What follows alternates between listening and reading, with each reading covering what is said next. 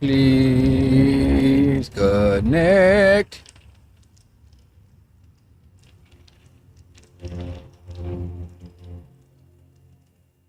Alright, says we're on. Is that? Alright, says everything's streaming. The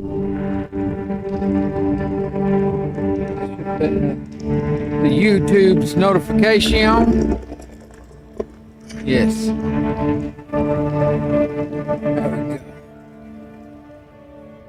Notification YouTube. A couple minutes. Oh.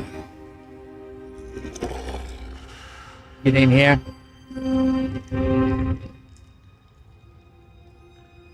know if we'll be able to make it tonight. We won't. Maybe all by myself. Fine, I don't need anybody. Anybody. Got stuff to do. Everybody got stuff to do. Starting up here in a few minutes. That's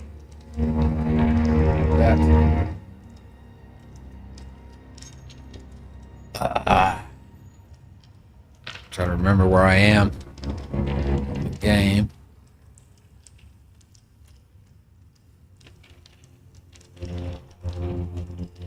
Set up there.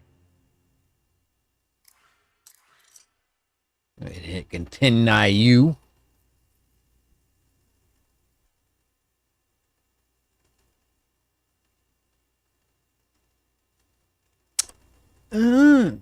We're good.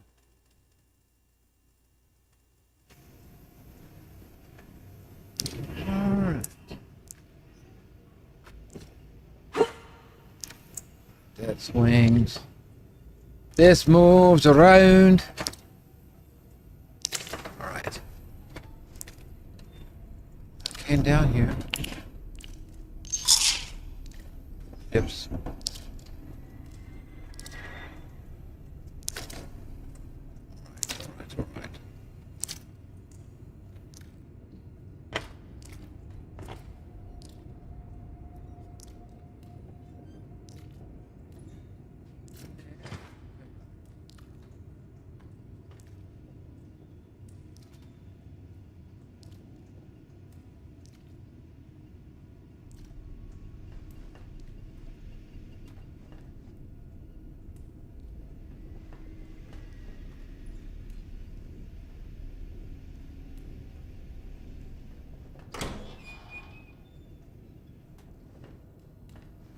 Down. Oh,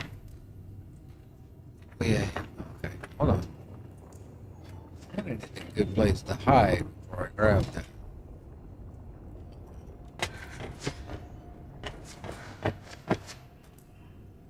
Hey.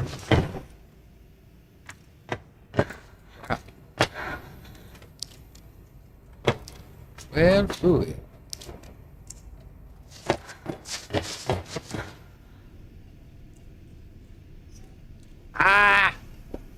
Stupid twist not showing you when you're on. That's alright, Faye. I just got it back on. This is literally, I loaded in right here. Right here. By the bed. That's where we stopped and everything. Got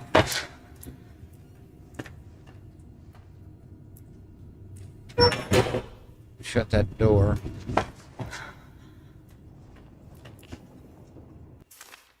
Don't ever lose hope. When in doubt, the answer you seek is usually nearby. We all have dreams, ghosts in our past. But those ghosts can give us the path forward. Seek is usually nearby. Dreams, ghosts, that good stuff.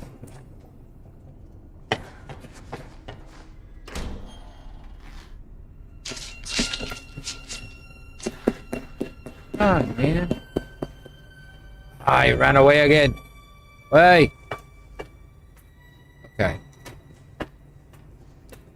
Don't run, Bendy. I need your help. Lord Amok rules. We do want to help. We don't want to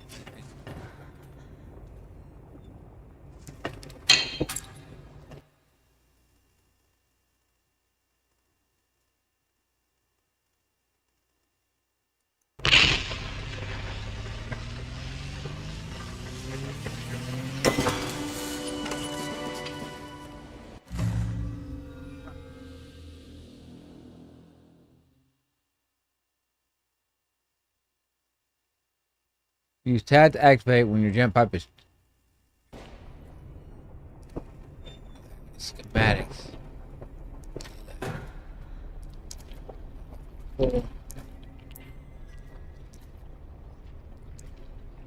Full charge on my pipe right now.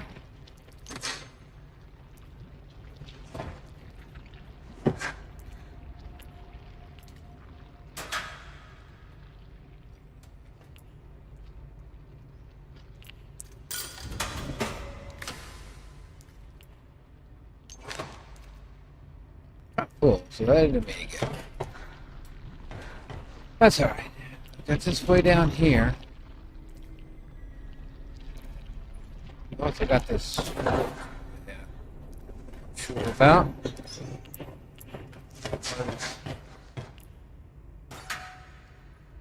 Nothing in there.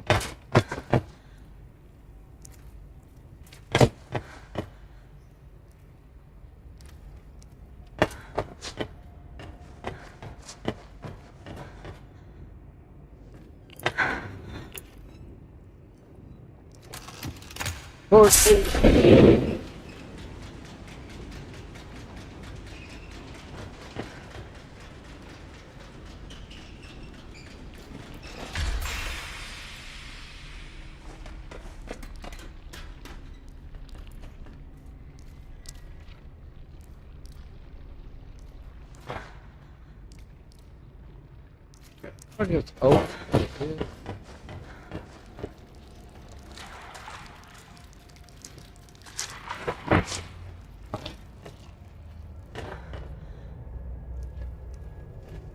Don't worry.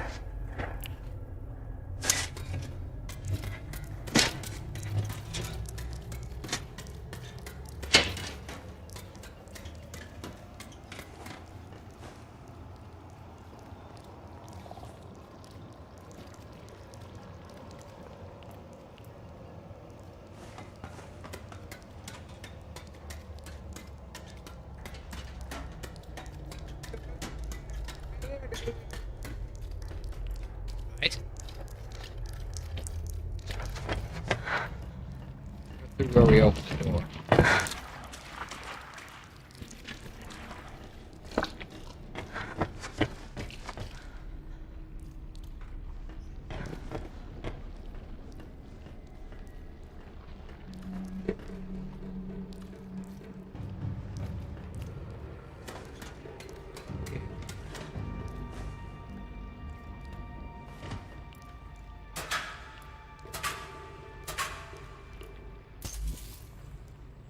Hit the battery.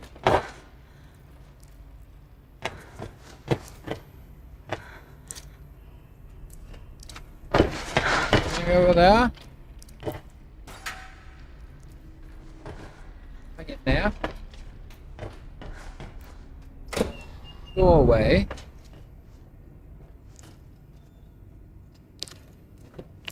Bacon soup. Here's bacon soup. Bacon soup sounds fine. Nothing against bacon soup. You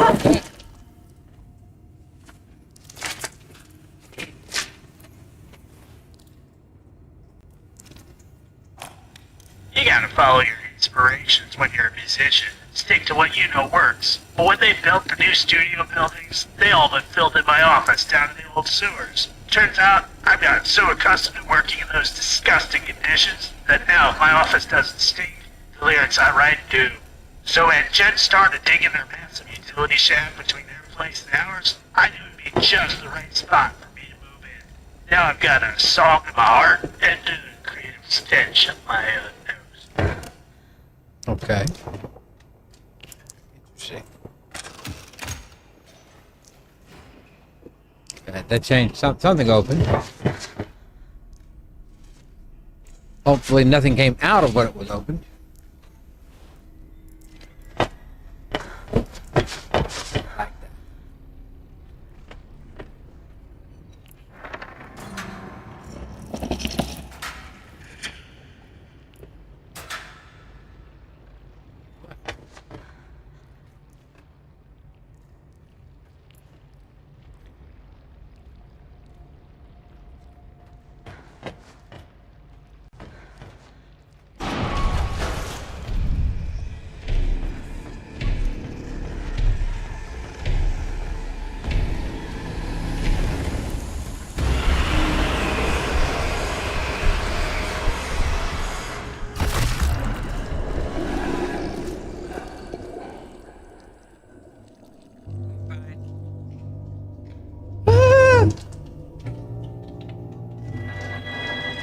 Scared the crap out of me and then killed me.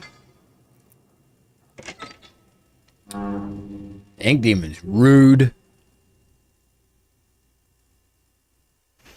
Ink Demon is rude. Alright. Fine.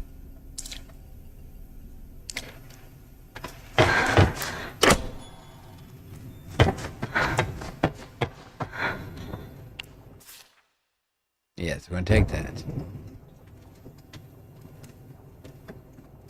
Keep me. Bendy.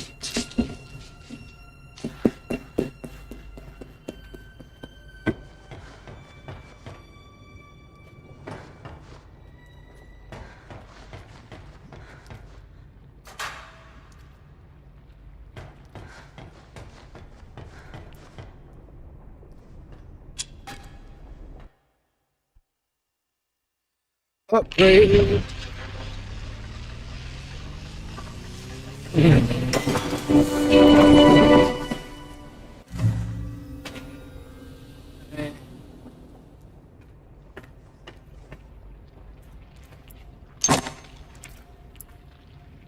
Oh wait, get back up top. Go flip the switch. Come on, lady. Oh, flip the switch.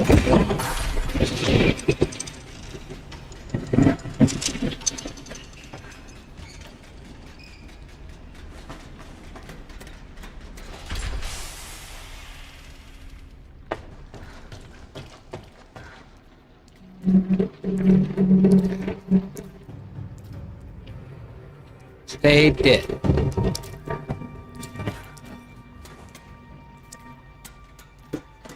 Around.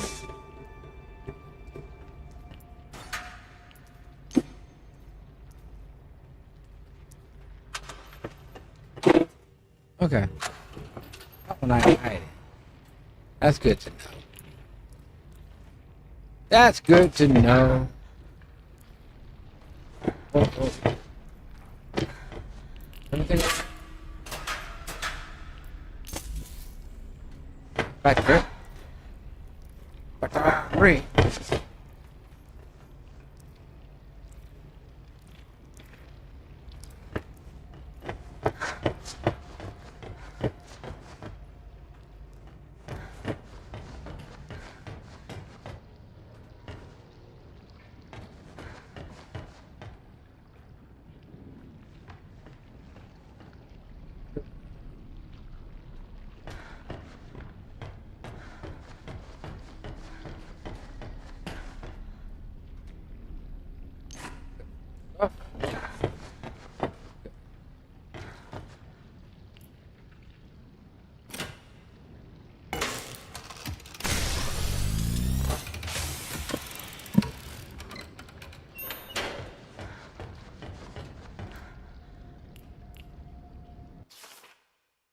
They designed this big tunnel to link to their new gent building, to link their new gent building to Joey Drew's studios.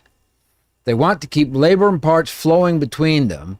I don't think they fully knew what they were actually creating here. When workers are heading through the shaft, you got to drain the center duct into the overflow. When they're gone, you flood it again. Any schmuck can do it, even if they're not an engineer. But the main thing is you got to make sure all the duct hatches are open. Once they're open, the overflow can go drain back and forth between the two ducts. Simple stuff, but a bit complicated when you're working on it itself. Okay.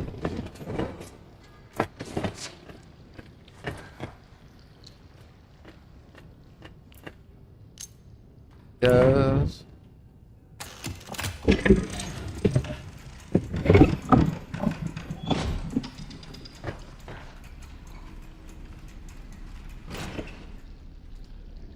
okay. I don't know what happened.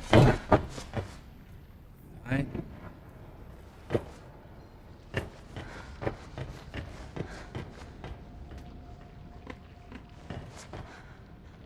Again.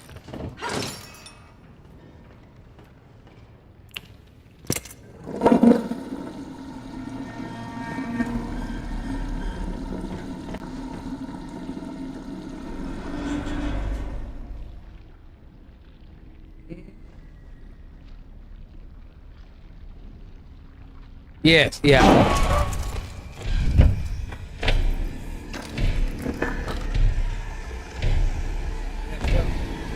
Take something, didn't you?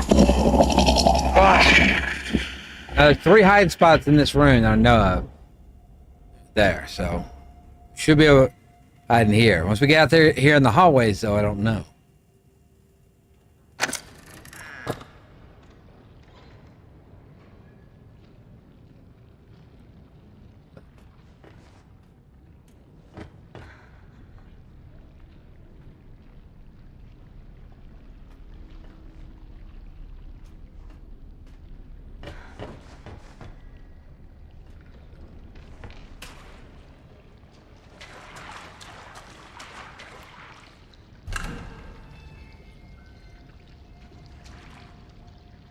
Okay. Get out of here.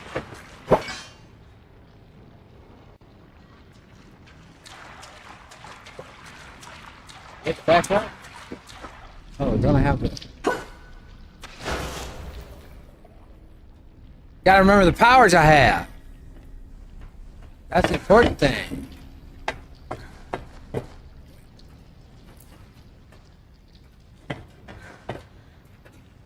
Yeah, me too. And I remembered to do that.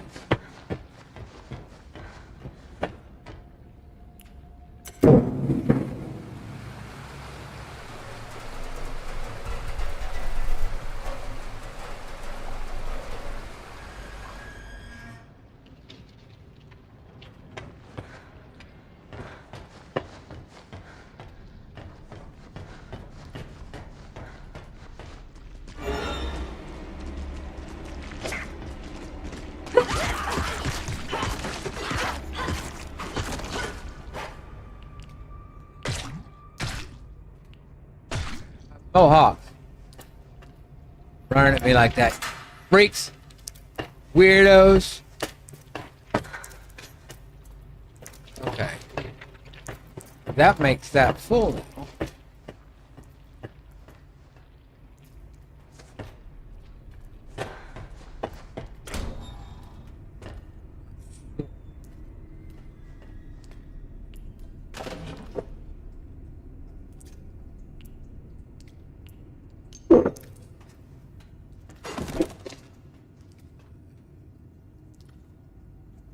Crouch down, get in there.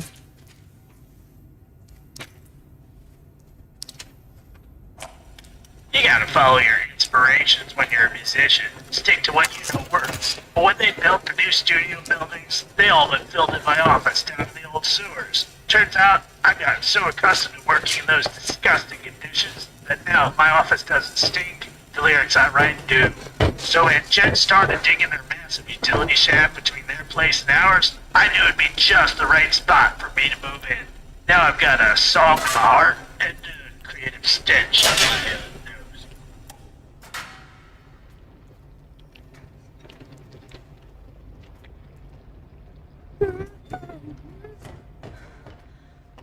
Where are we going? Gotta drain this back down. I'm supposed to get up there.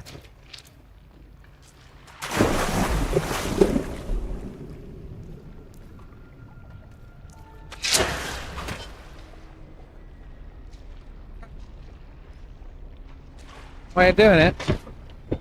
Or like swimming in the ink. Whatever.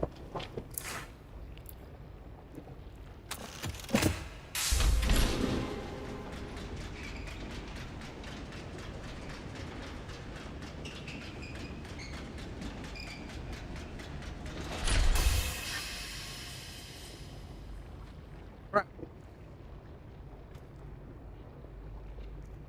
What that?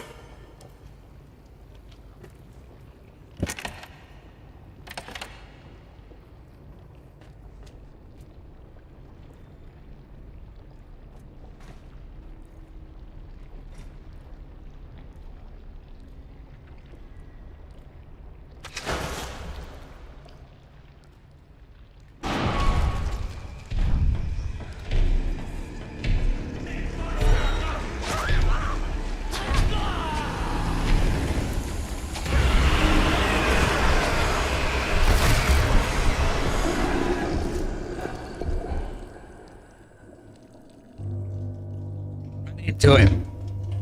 Right into him.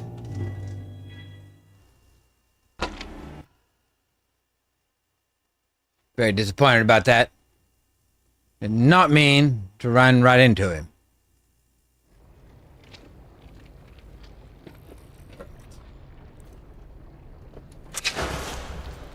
Oops.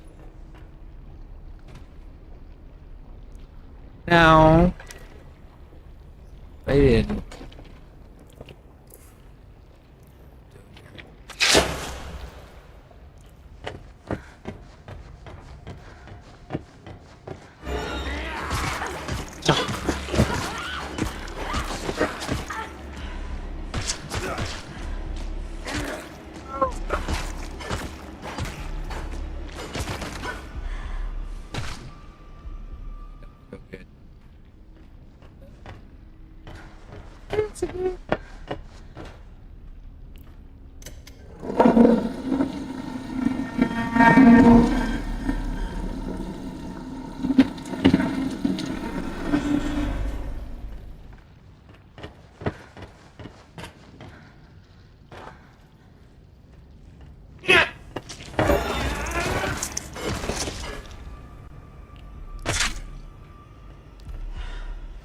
Need some food. Somewhere. Got where?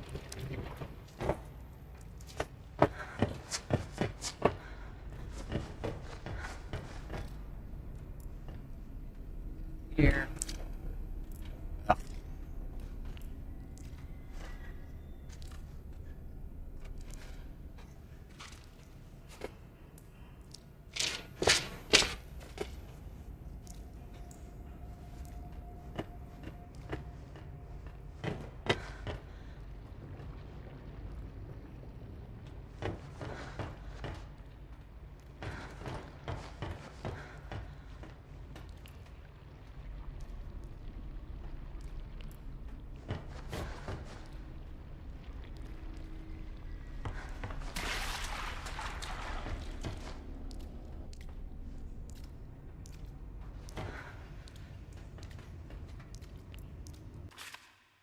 Within our isolated walls, Lord Amok reigns. The drips and drops of the leaking world above could not stop his rule. Those who oppose Amok's hand have their bodies crushed and fed into the narrow pipes that lead below into the forgotten sewers under our feet. Those tunnels are even deeper and even darker than this one. There is only suffering down there, but should anyone defeat Lord Amok, cast him down, our kingdom will belong to the conqueror. This is a secret of Amok's immortality. Pass on the throne, pass on the name. Okay.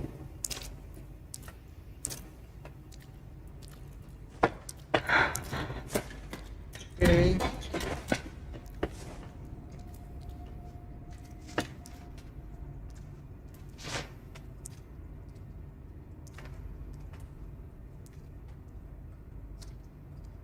I'll charge up my...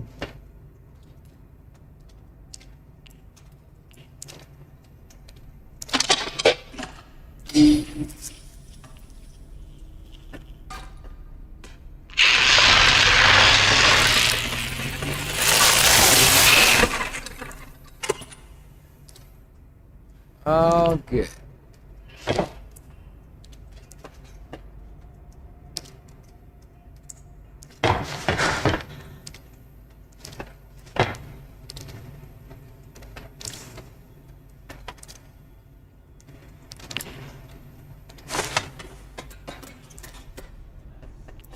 Down here, go across the way.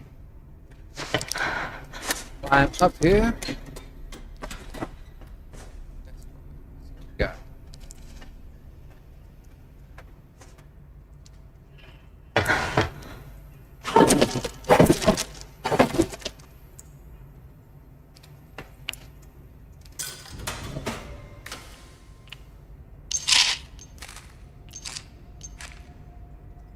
Yay, for life. I feel better.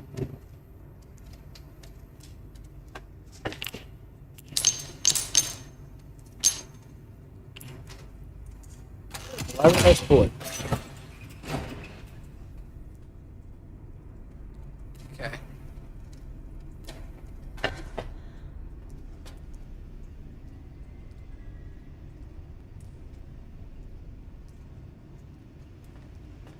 Behold, the stranger is upon us. Kill her. Kill her now.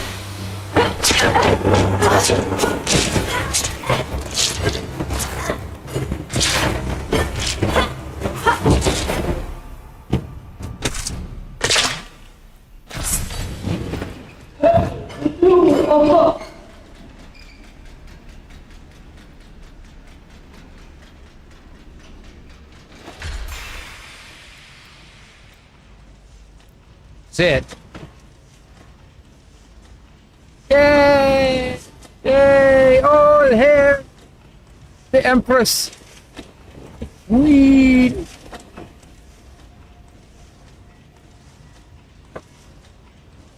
Alright, that's not it, right?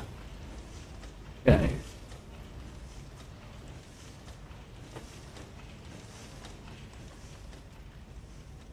I don't know. I think it's just the ones with the spiky head.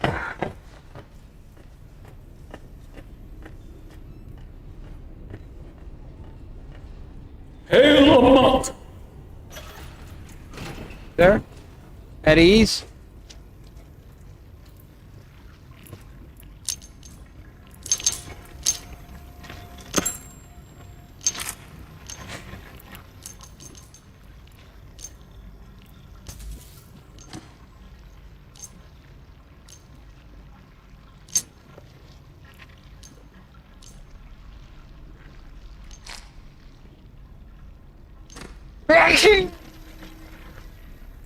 I sneezed.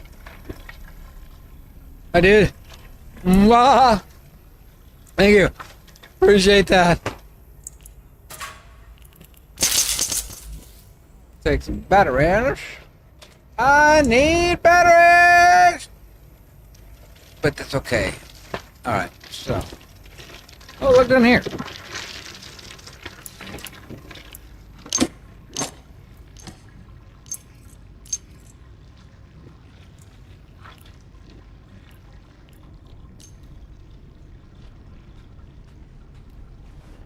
What's up, guy? That's right. I need to start collecting taxes.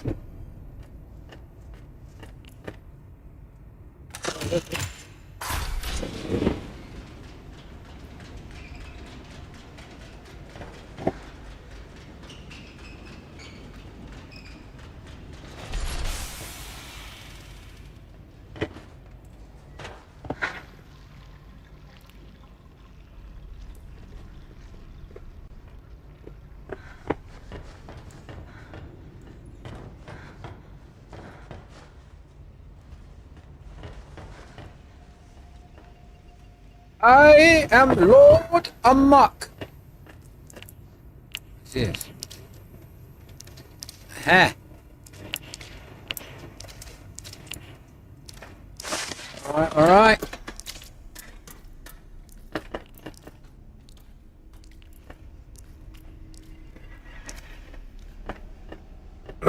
See my phones. You accept. I'm Lord of Muck. Fix me this way. It's my fate to be Lord of Muck.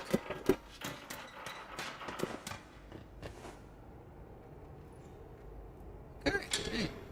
What we got going on here? Get through there. Get through there. There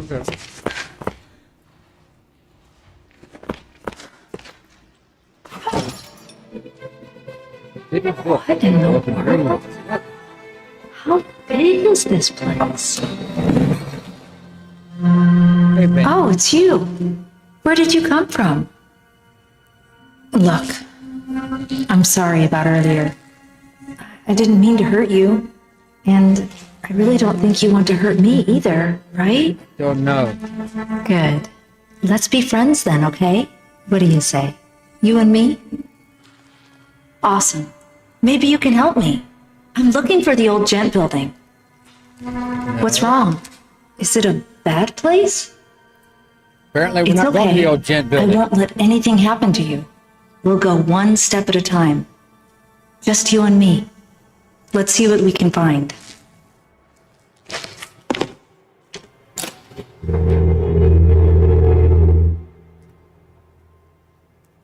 Man, this thing wandering around now? Huh? Alright, I guess Bendy's gonna hang out with us. That's fine. Look around in here. Come on, Bendy.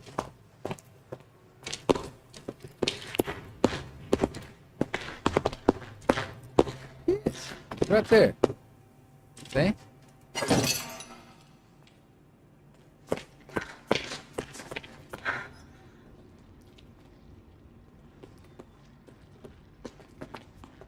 Oh, come on, Bendy, dang. Right there. Batteries. Right. I don't know where he went. Okay. We're out in the city now. Crap. Please do not litter. Look at this car here. What about me littering? Come on. Here we go.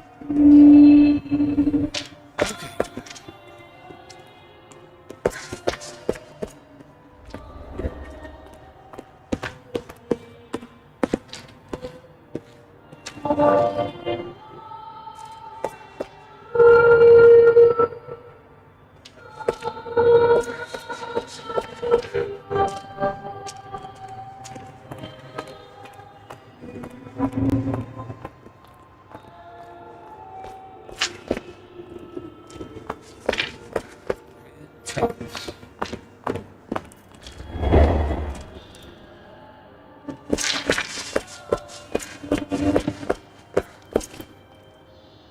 Looks like we need to find an ID card somewhere around here. Any ideas, Bendy? Ideas?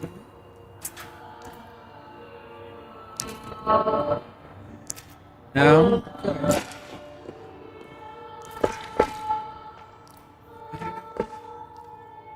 Bendy?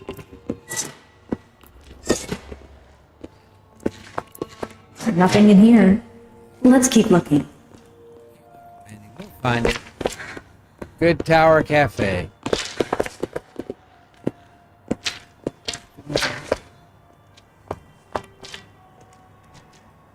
Lights on over here.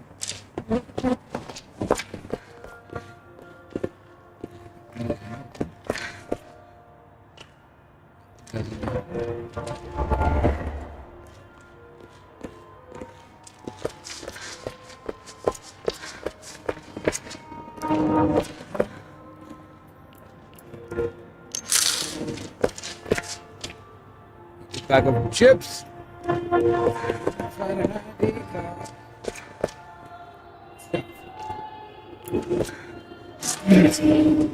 Well, maybe it's somewhere else.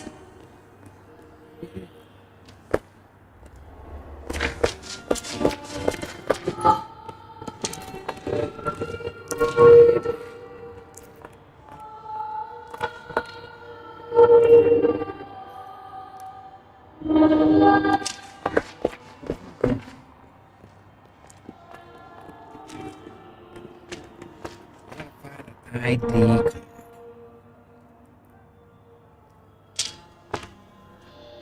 Yeah, there's something. Found it. And that had a sparkling top. I don't see anything in it. See, now that was sparkling. That's where Bendy's pointing. There's nothing in here. Sorry, Bendy.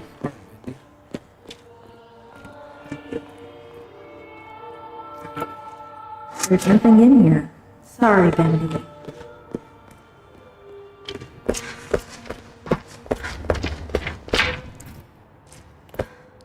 Nope. Not in here. Bendy points at something. If there's stuff I can't open still, he points at it. He points at it, it lights up. Nope. Not in here. You can tell, it's black in it.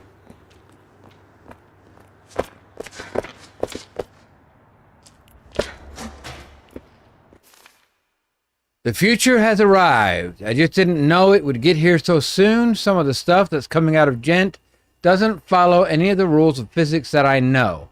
Hard to believe they started as a bricklaying company once upon a time. Nowadays, we have all the modern conveniences and worse yet, the headaches. Take that ID card machine that they've got on the door. You don't bring your ID card, you ain't getting to work. So I started putting my ID card on the nightstand in my room, the Downside Hotel. It's not the safest place, but at least I know where it is. Downside. Looks like we found a clue. Pharmacy. That's groceries.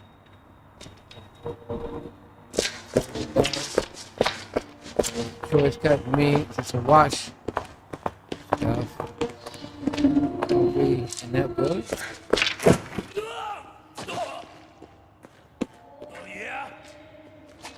I'll just start my own place.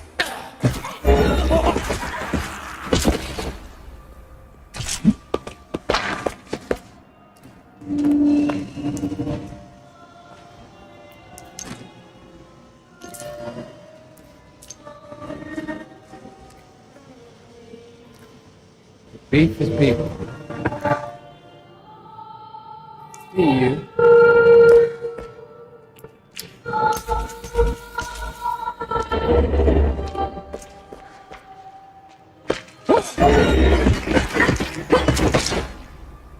Beat you. There you go. There's the Downside Hotel.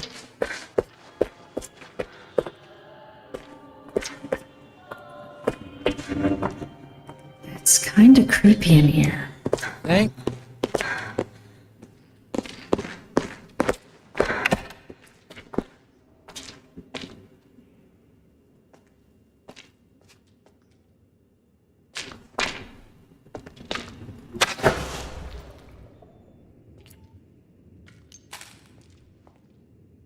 Got my health back.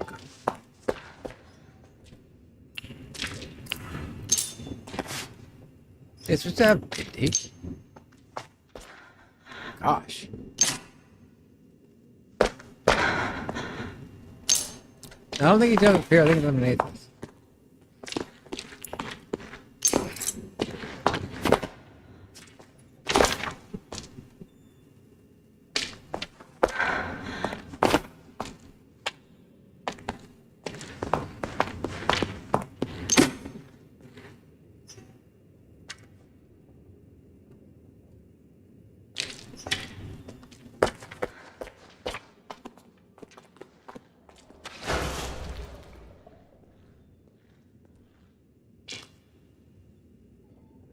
Keeper sees everything.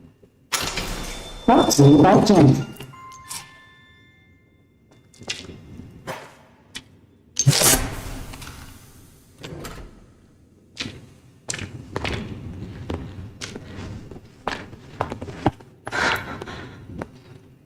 Well, geez, you haven't got far. Don't do that. Wait, Creeped up on us. how did you get in here? Oh, I have my ways. Sicko. So tell me, how goes the journey? Slow, but I'll get through. Ah, I see you have your father's never-quit go-getter spirit. Oh, now you knew my father. Well, newsflash, I didn't even know my father. Or my mother. Or anyone else in my family. I see then. You've chosen to forget the past. I can understand that. What are you talking about? Look, I don't think you're ready for this, but hang on to your lunch money. There's something I want to show you. Wait, what are you doing? Showing you something. Loading, loading, loading. All right, Joey. Ma'am. I'm here. Let's see if we can find what you wanted me to see.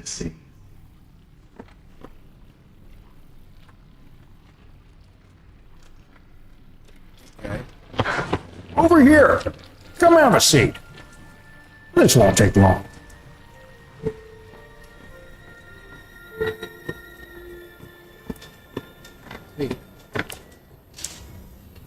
Where are we?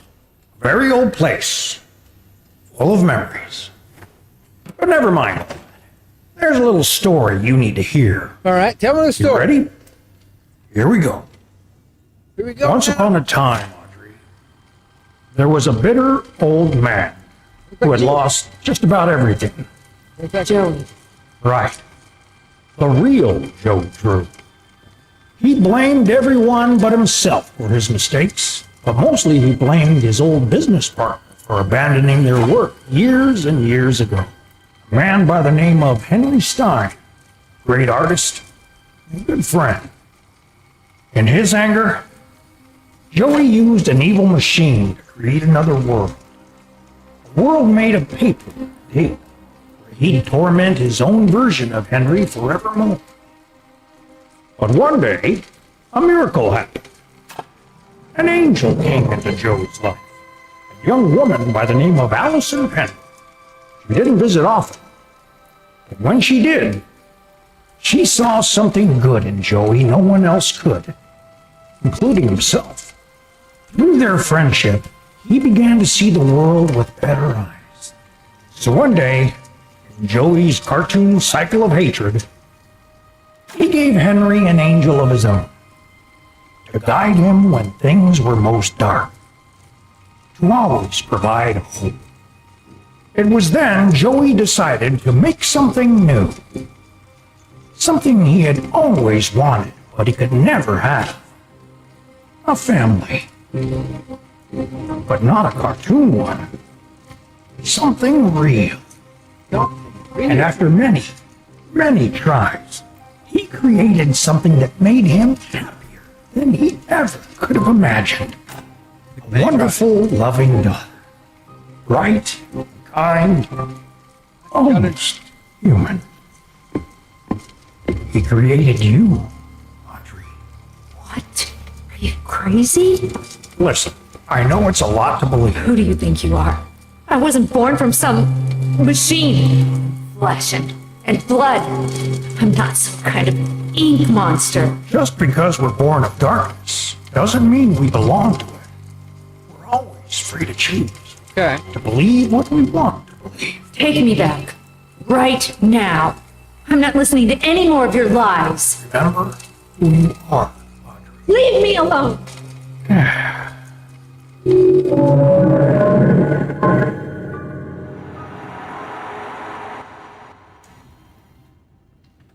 I think I would have explored that a little bit more. It's not true.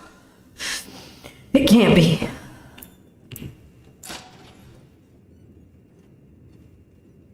I don't know if it is or not, lady. All right, now we gotta go back to the gent building, even though the keepers see everything. Jump down there. Across the room. That's more lunch money. Have a donut just to make me feel better. Onto that. Bendy, where'd you go?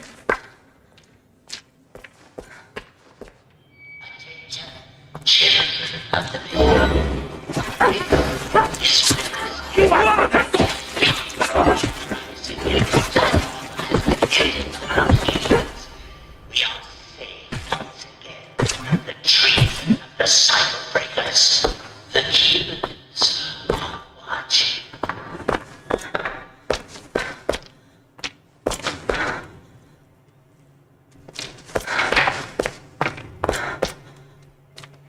Back through.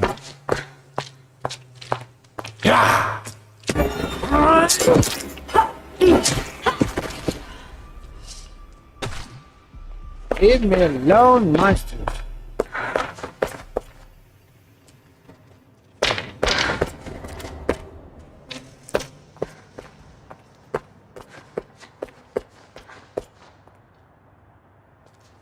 I don't know where Bendy went.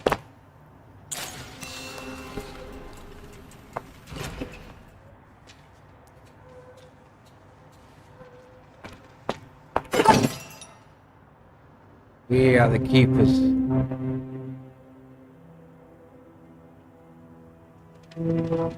Okay.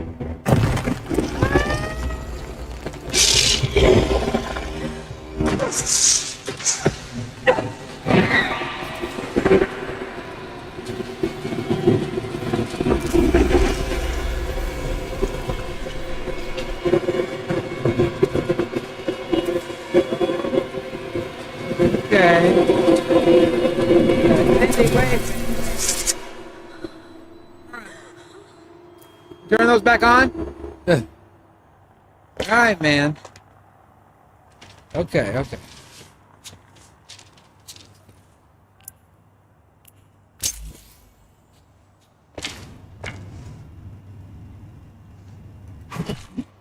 Okay.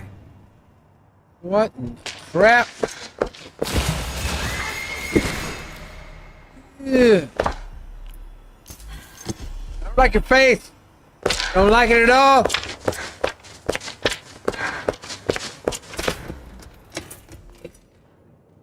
Shut behind me.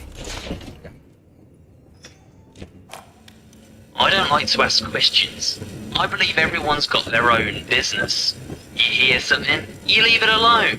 But when you spent as much time in and out of a jug as I have, you learn to keep your mouth shut about things, you know? So when I saw this here ad in the newspaper that reads, Gent Corporation looking for research subjects, pays $3.50 a week, I figured it'd be good for me. Easy money, right?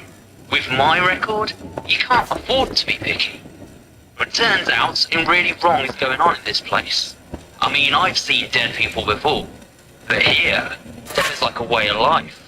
A clockwork march. They wheel out the bodies, and they disappear down the chute. Forgotten men from the street, paid to die. $3.50 a week. Paid to die.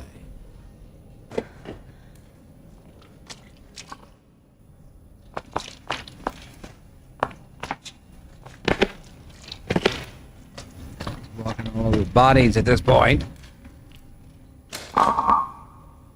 Oh, it's gotta have a code. 3-digit code.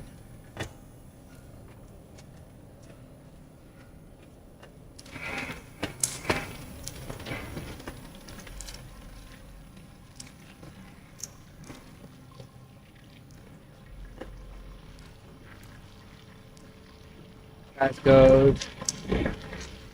523? Yeah, 523. Okay. Didn't mean to do that, sorry. 5 2 3. Open with me. Okay. Got it. Got it. Alright, Bendy.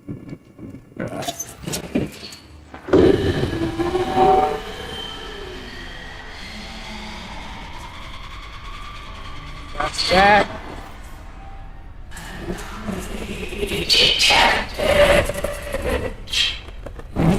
Subject. Designation required. What is your purpose? My name is Audrey. I'm not here to cause you any trouble. Look, I just want to go home. If I go home. Please, can you help me?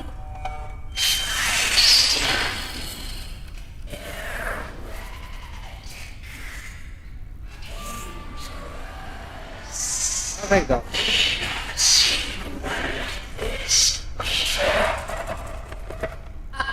I'm sure we can reach an agreement. Let's just talk. Stop. Who are you?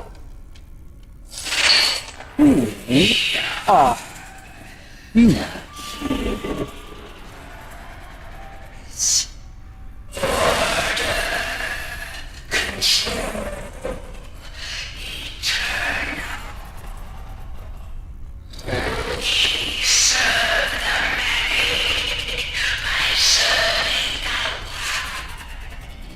Okay.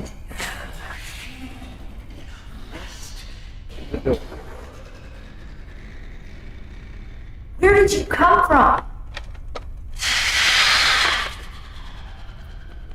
Who made you? Who made who? Can you Volleyball. take me to him? He wanted me to find him.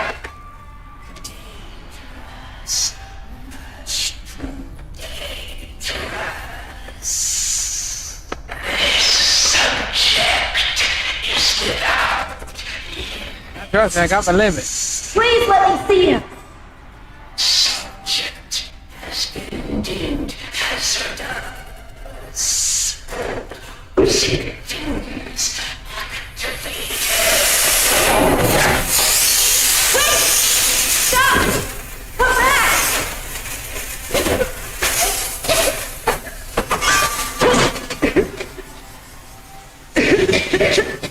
So, I bought this earlier. I don't want to be around toxic fumes. Subject has broken containment. Hit on site. Lockdown access to the center. Great. Let's do it down here. Wilson. Trying to see Wilson.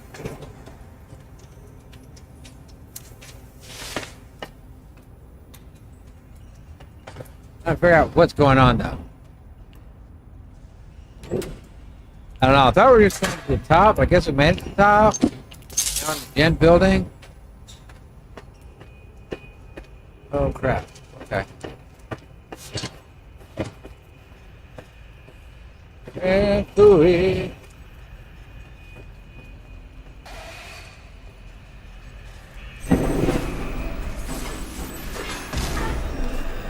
Don't say I'm gonna can't get that. Kills me and throws me back into the thing. Okay. Where are you off? There?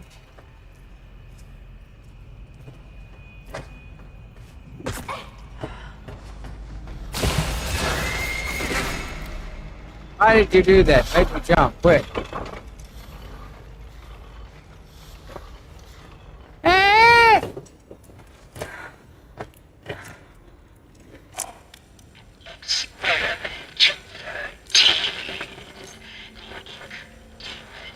Successfully submitted for transport. Laboratory is prepared for arrival at the receiving bay. Be advised,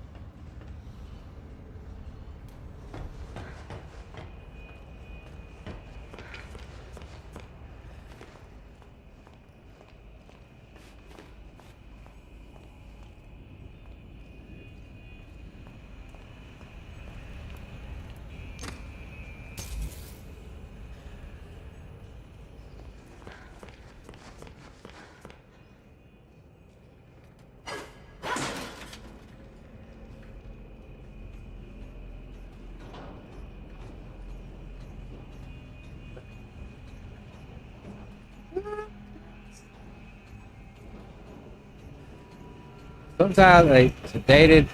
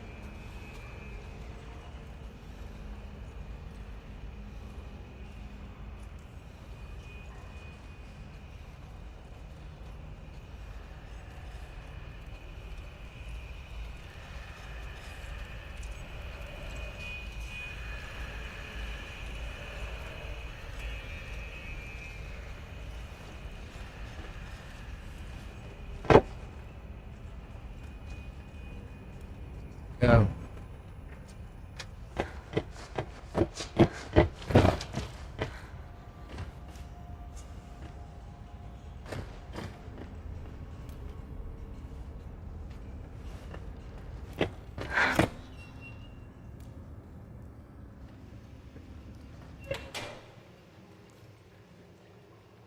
Minute.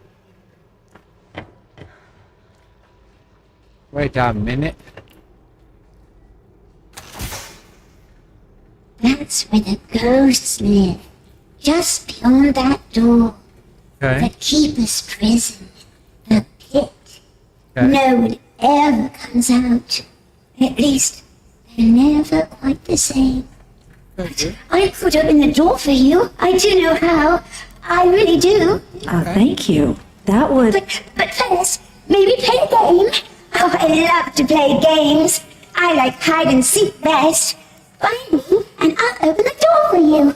I promise. Look away while I hide, and no peeking.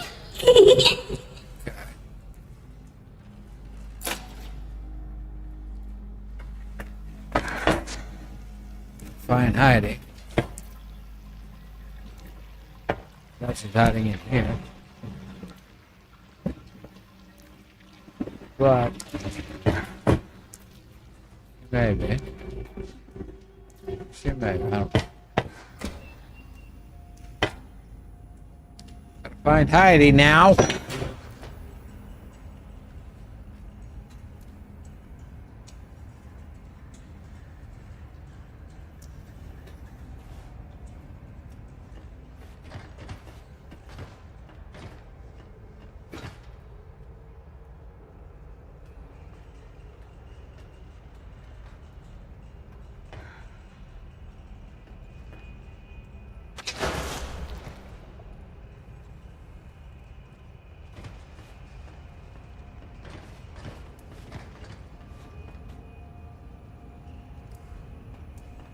Big scary monster. Nothing to do with you.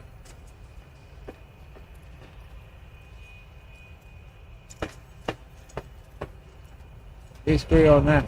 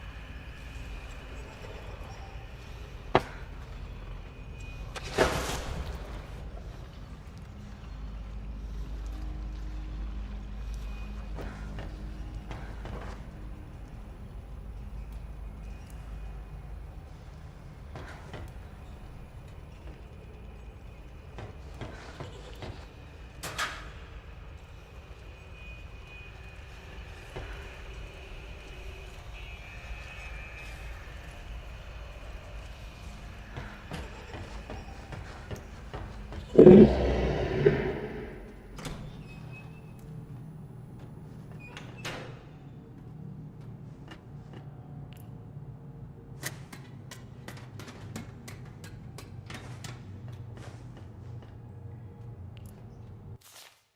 keepers have taken my friend, locked him away like some animal, just 'cause he's big and strong. But they don't need to fear him. No, they just make sure to feed him on time. Big Steve won't ever hurt a fly. He loves the food from the Little Devil Lounge best. If only someone would take the long road back through the sewers, climb up the elevator shaft, and seek out his favorite thumping delicacy. Then they would see how harmless he really is. But they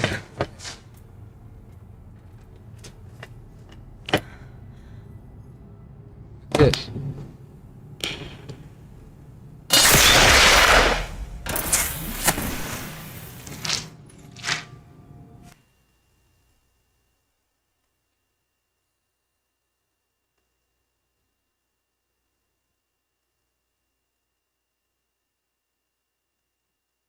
Ooh. Health, stamina, or billet ability.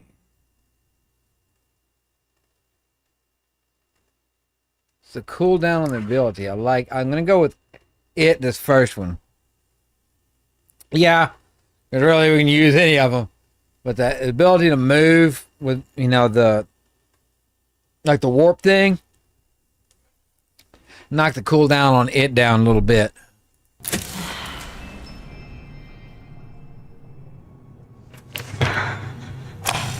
Experiment 44.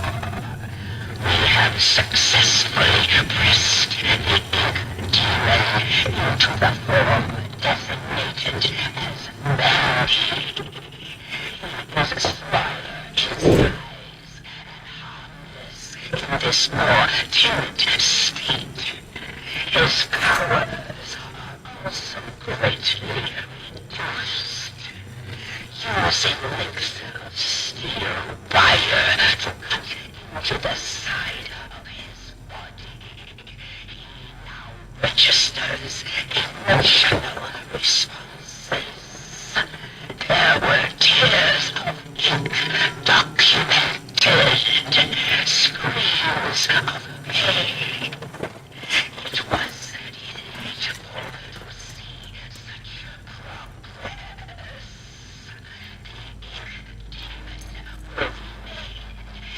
This small form indefinitely. Okay.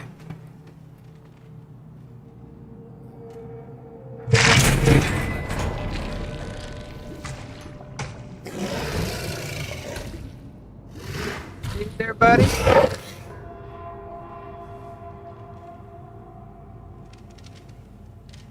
I don't know if I have any food for you.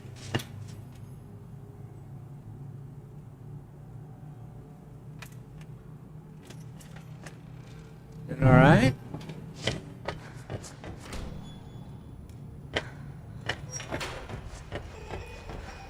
Hey. Oh, you did it! You found me! Sure did, Heidi. This is so exciting! You were brilliant! Thank you. Now, can you open that door for me? Oh, yes, the door. I think you'll find it's open now. Oh, and also, let me give you something. Okay. Something special. Just a small reminder of our game together.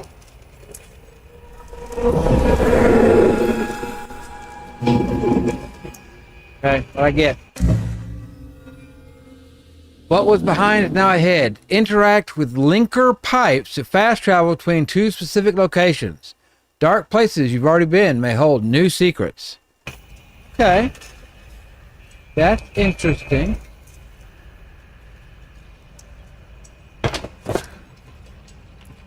Like this.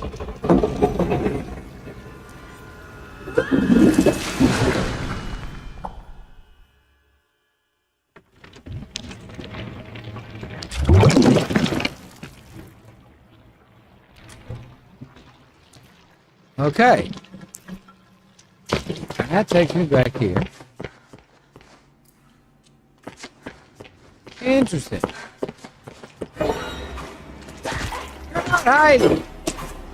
I don't know you. That's my purse.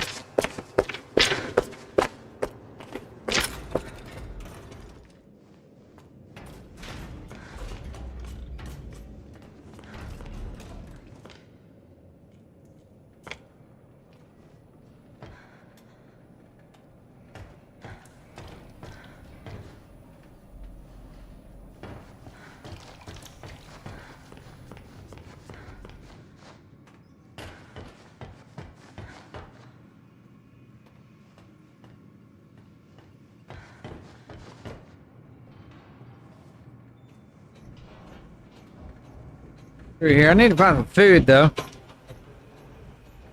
Pretty cool little fast travel thing. I don't have a good way to know where it's going. Take it to see. End up. Just a pencil and a dream.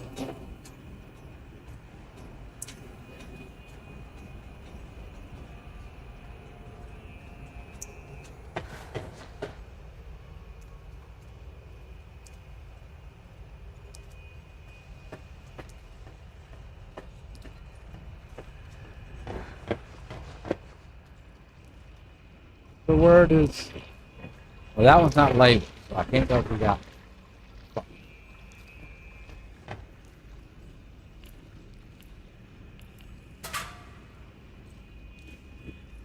it.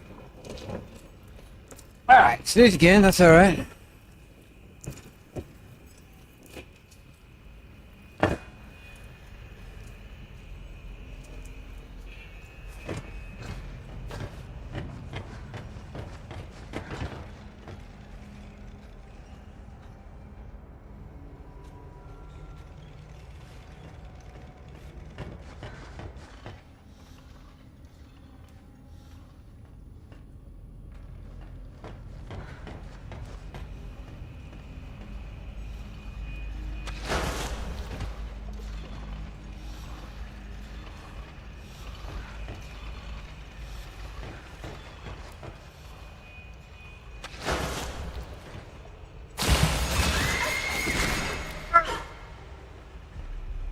Very stupid.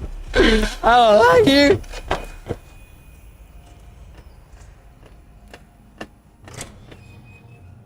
Okay.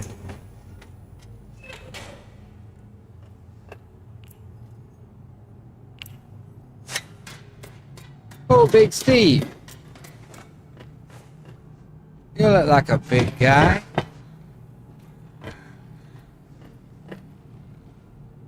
Can I?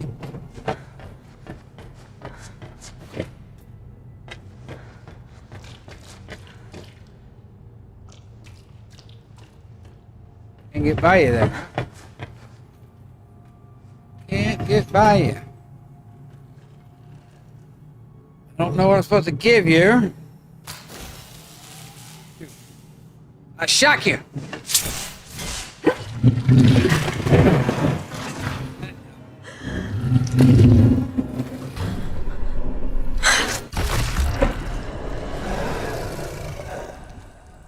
Climb way back up, go back to something. Consume! This is the beginning.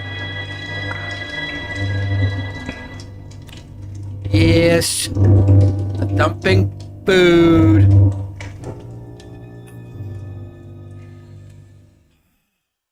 Gosh.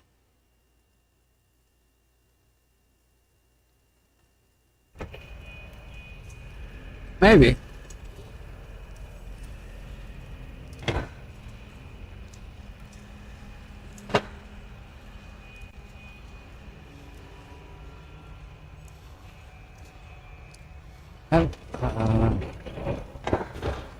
No.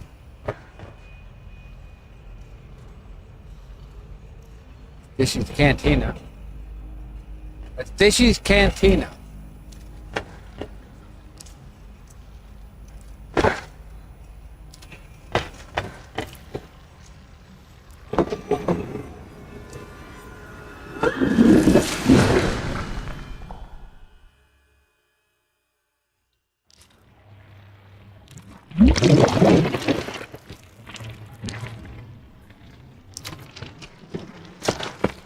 So, back on the street, Devil's Lounge.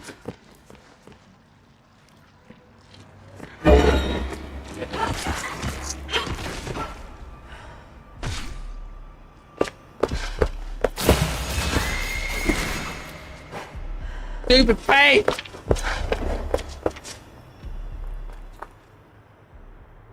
Yeah, someone. Yeah, I think so.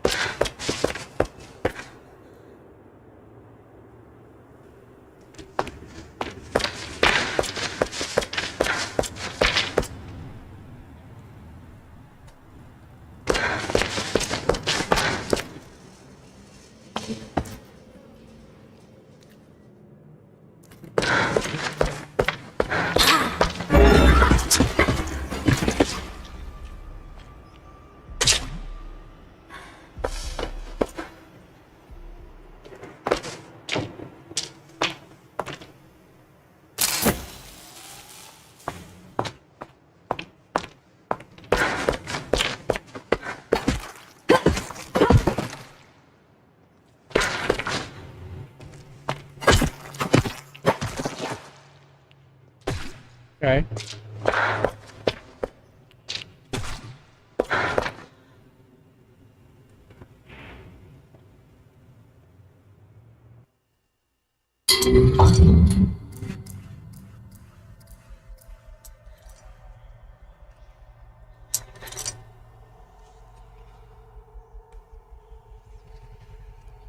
That's right, I forgot. Yeah, I can sit in the back.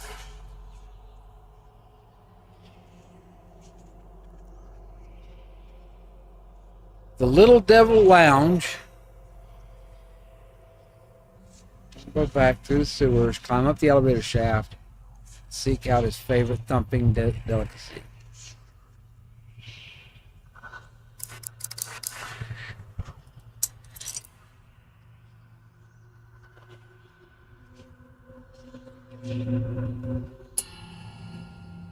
Maybe so. It might be.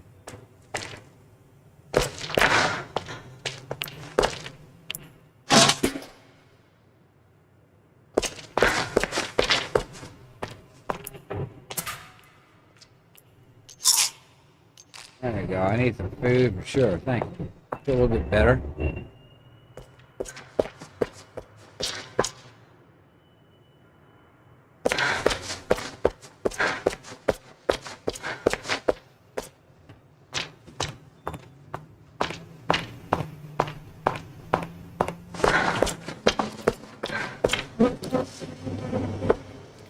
Yeah.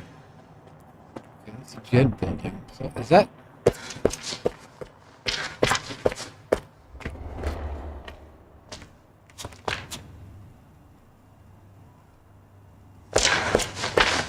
The subway?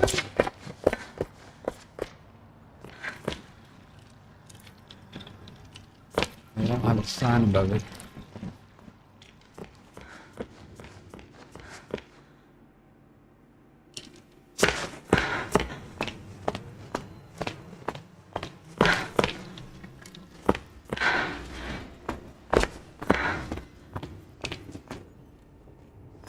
Back.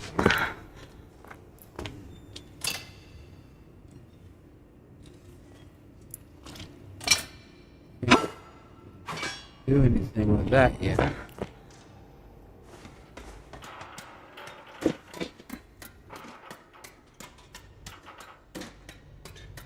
When I'm back down, fine, I don't know.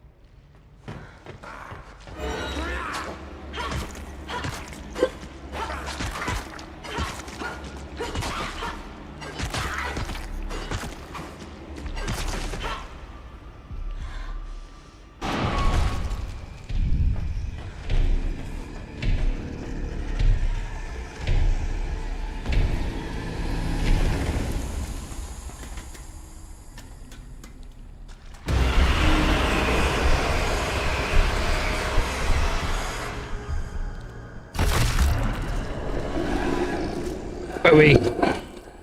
Stupid ink demon. Ah.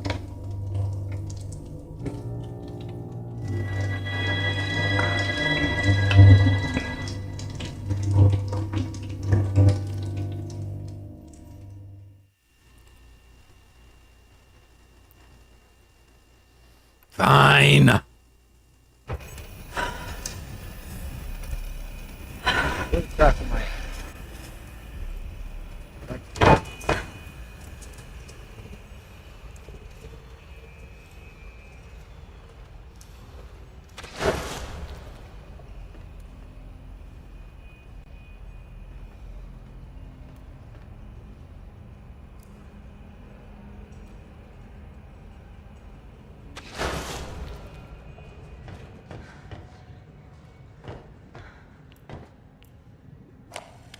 Experiment 26. Frequent delays due to the ink demon's refusal to terminate. Keepers have administered quarter-hourly sessions of physical tortures and surgical invasions to wear down his powers. All of these efforts have been ultimately unsuccessful. A new method of control must be devised. Termination impossible.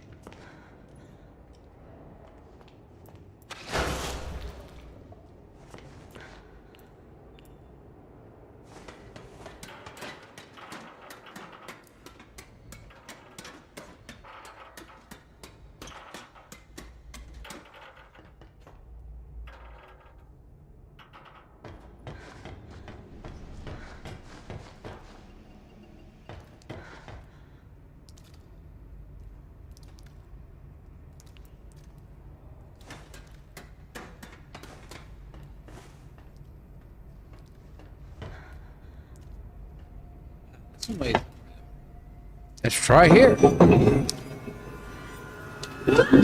See where this one goes. Yeah.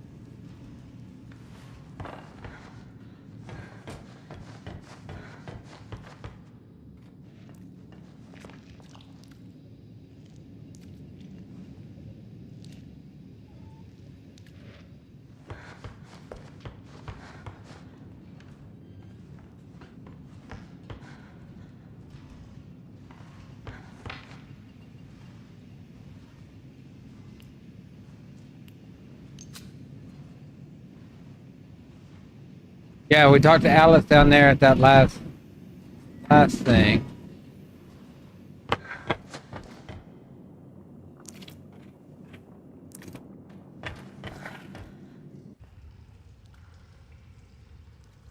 I don't know. There's no way for me to get out of here. How am I supposed to go up there?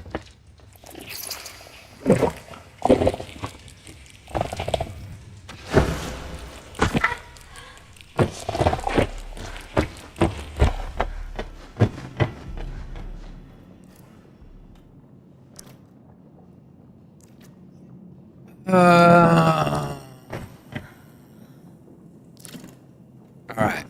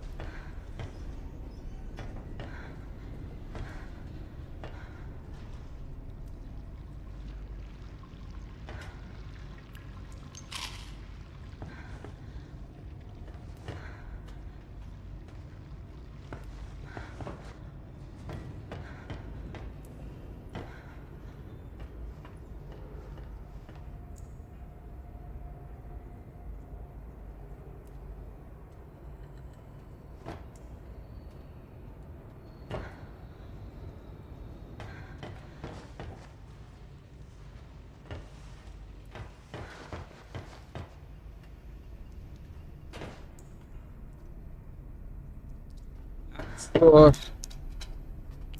Supposed to go.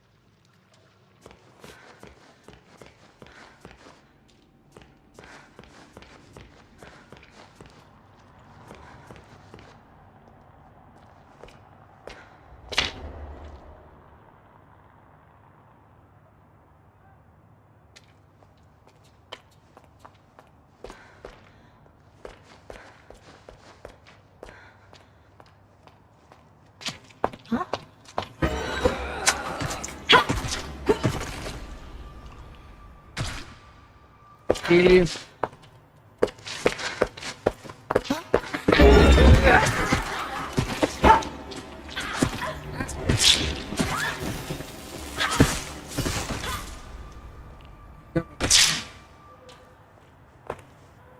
Huh? I killed you too.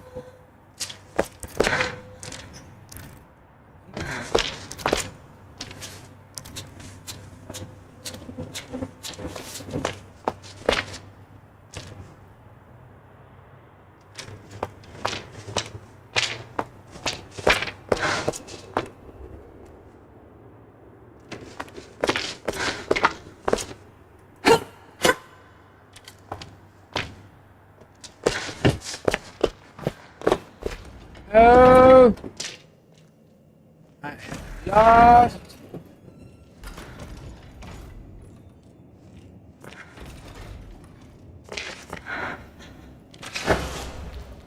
What I wanted to do. I didn't mean it.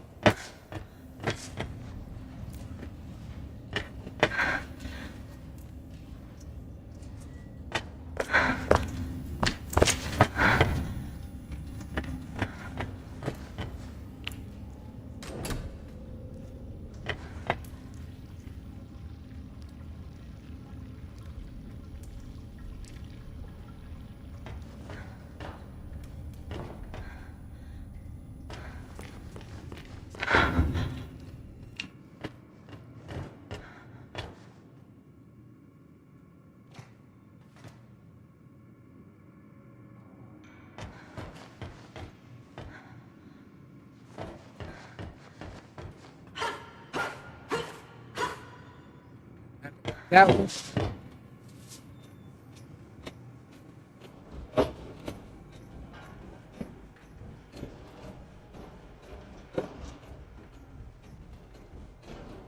All right. Ow. Get right back. A.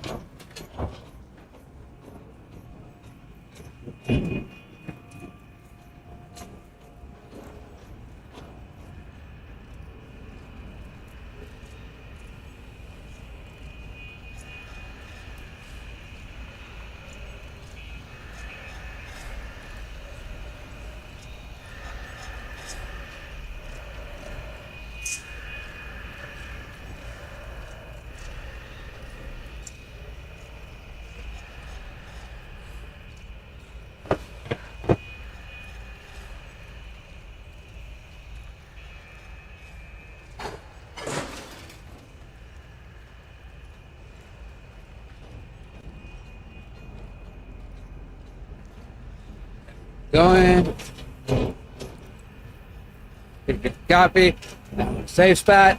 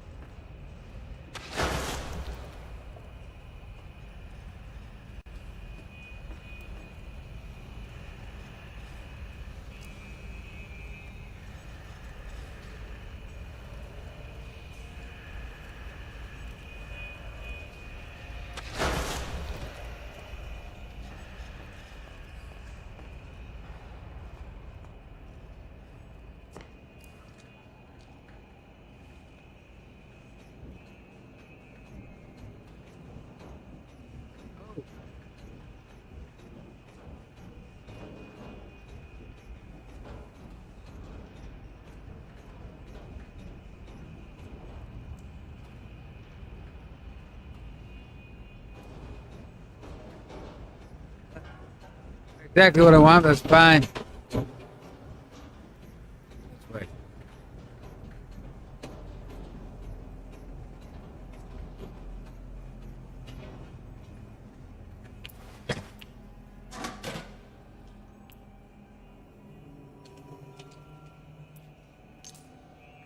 Get up.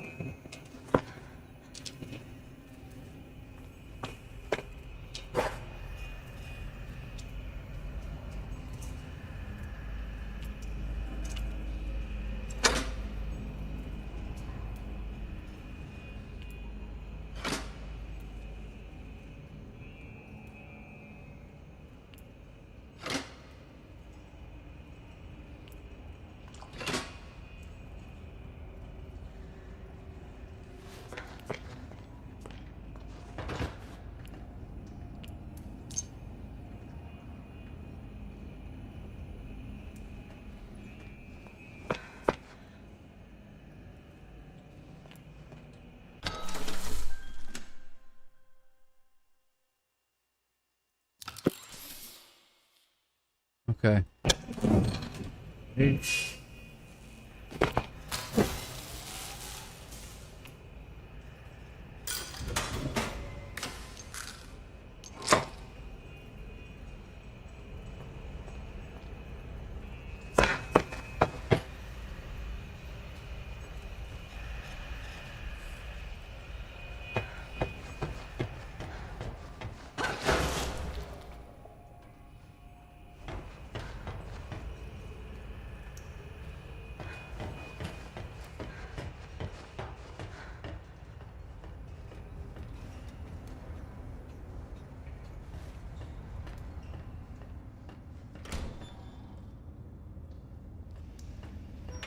Back here, the door's open now. Right, alright, alright.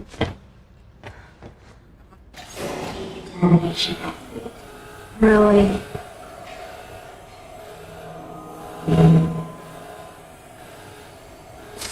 Nice to see.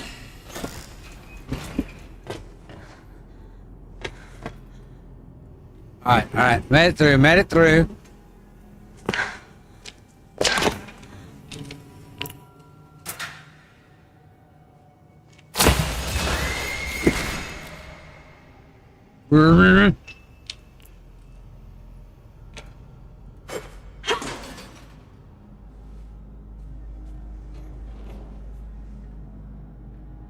Ugh. Why are you watching me?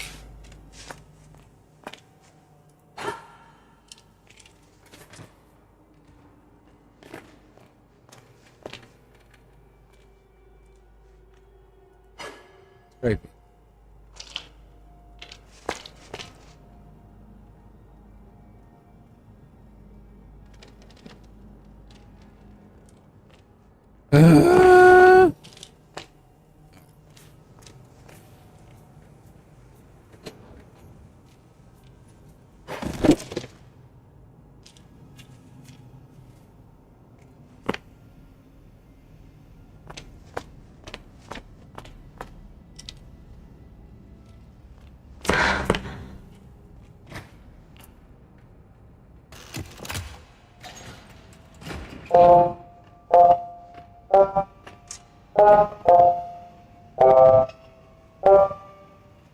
Interesting.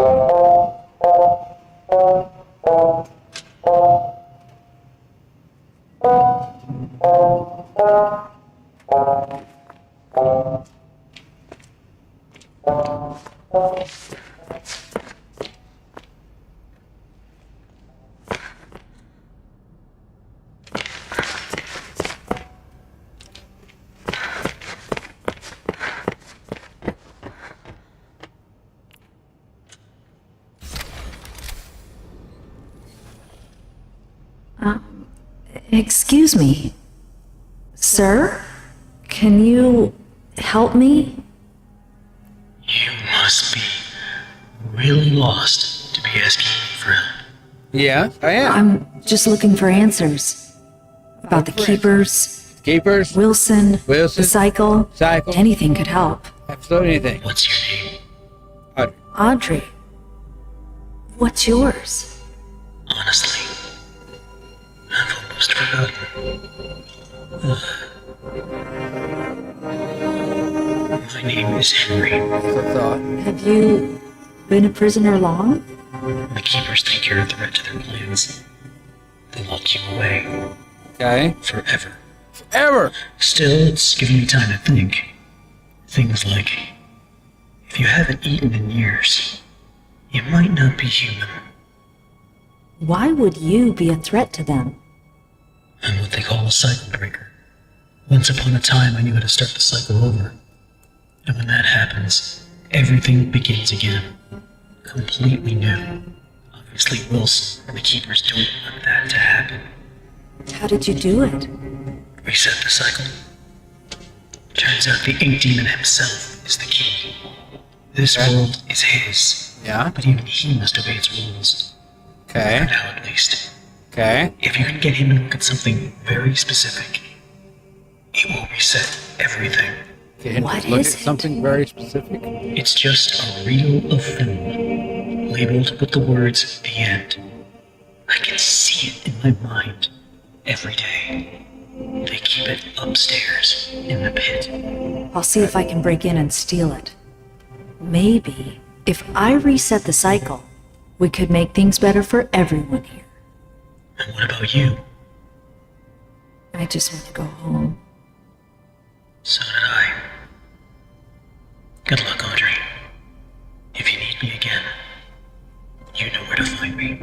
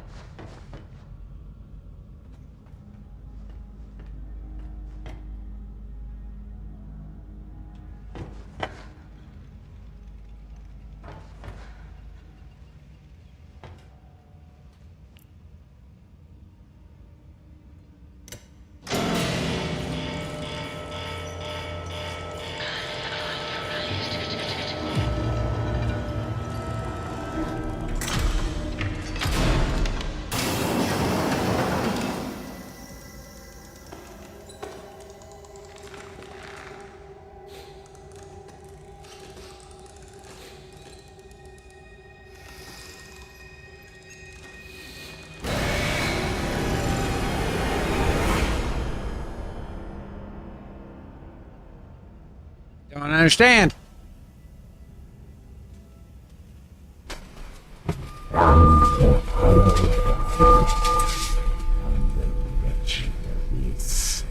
A savior comes at last.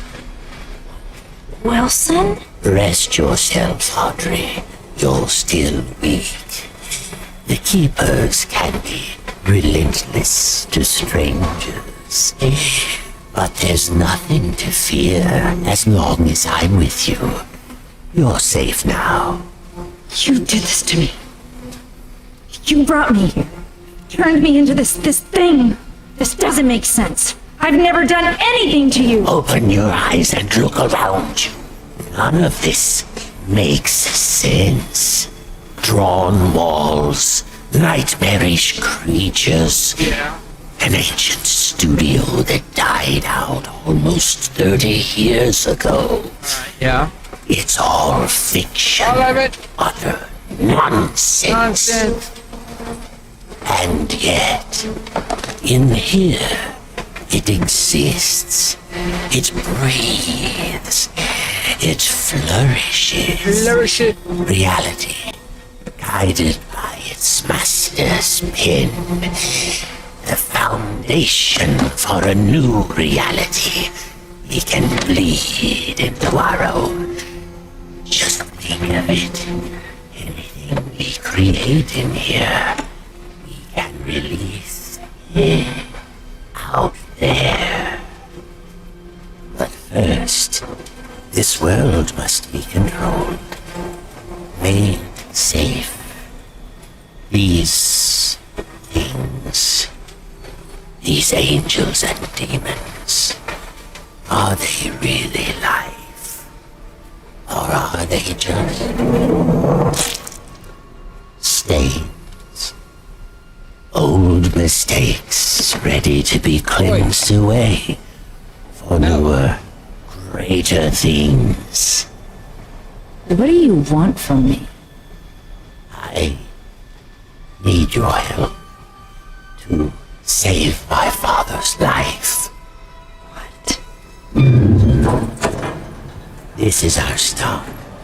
We'll talk more once we're safely inside.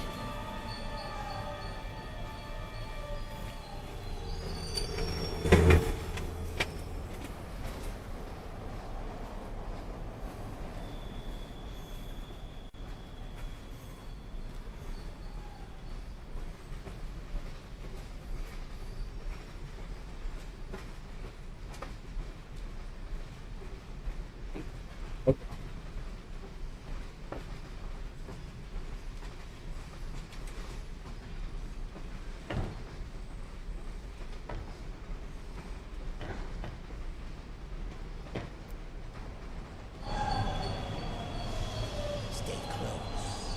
This place isn't as safe as it once was.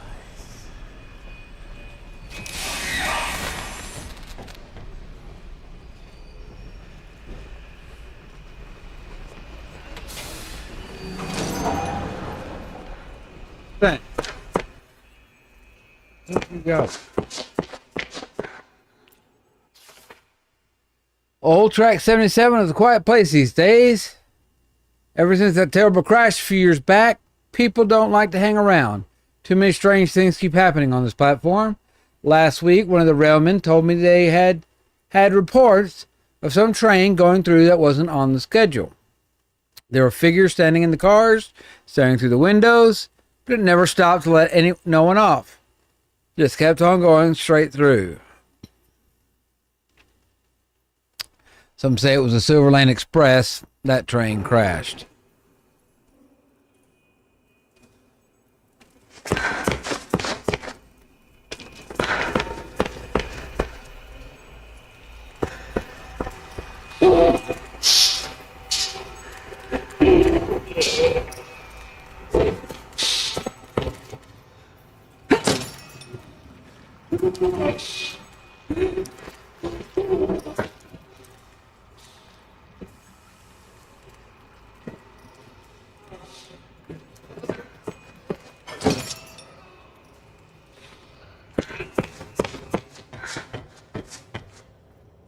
The demon's evil continues to spread.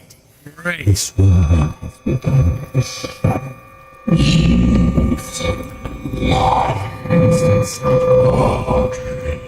Be quiet. What did you say? Nothing. It was nothing. Almost there. Just a quick stop. Won't take but a moment.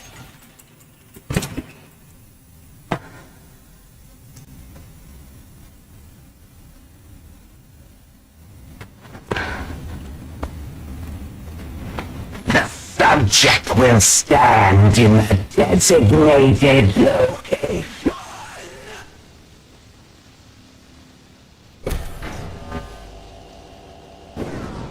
Lethal object detected. The subject will submit all weapons for further screening. Disarmed now.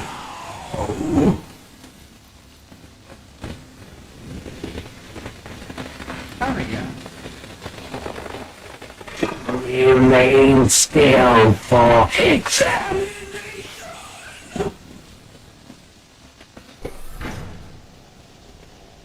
Subject is cleared for entry.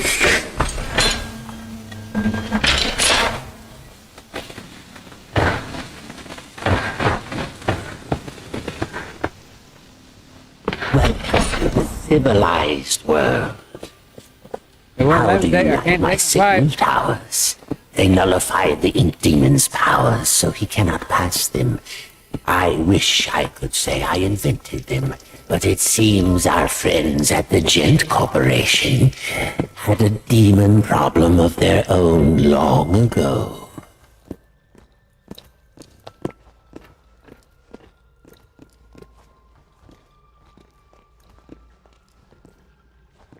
That's creepy. Yeah. And now, my dear, if you'll excuse me, I have a lot to prepare. We'll talk later, I promise. Besides, you must be very tired. A quick rest will do you good. Betty will show you to your room. She's my housekeeper, among other things. You never actually killed the ink demon, did you? No, he's too powerful to destroy.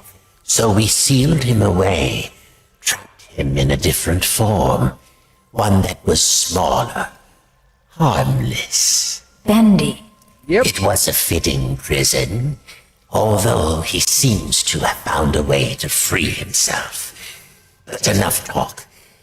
We'll deal with that soon enough. There's some nice fresh blankets all laid out for you. You'll be dreaming in no time. Wait, Wilson? One more thing. If you needed my help, why didn't you just ask? You believe Would you it? have believed me? Yeah, exactly. Come along, and no more dawdling. This way now.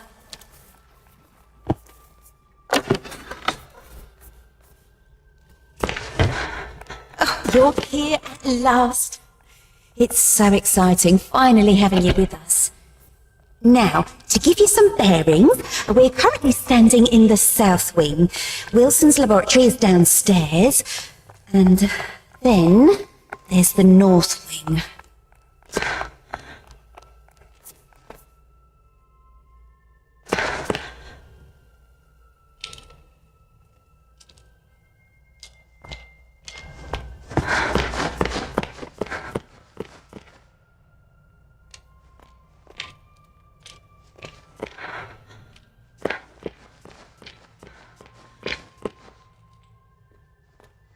The ink demon got in there a while ago, and ever since, we've had to keep the north wing locked up tight.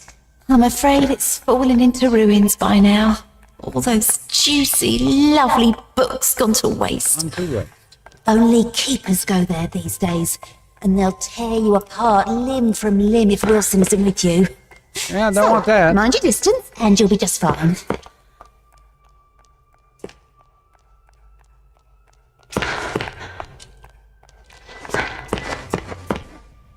very often I have guests to look after, especially one I can actually talk to. Almost everyone here either can't speak or they're completely mad. Okay.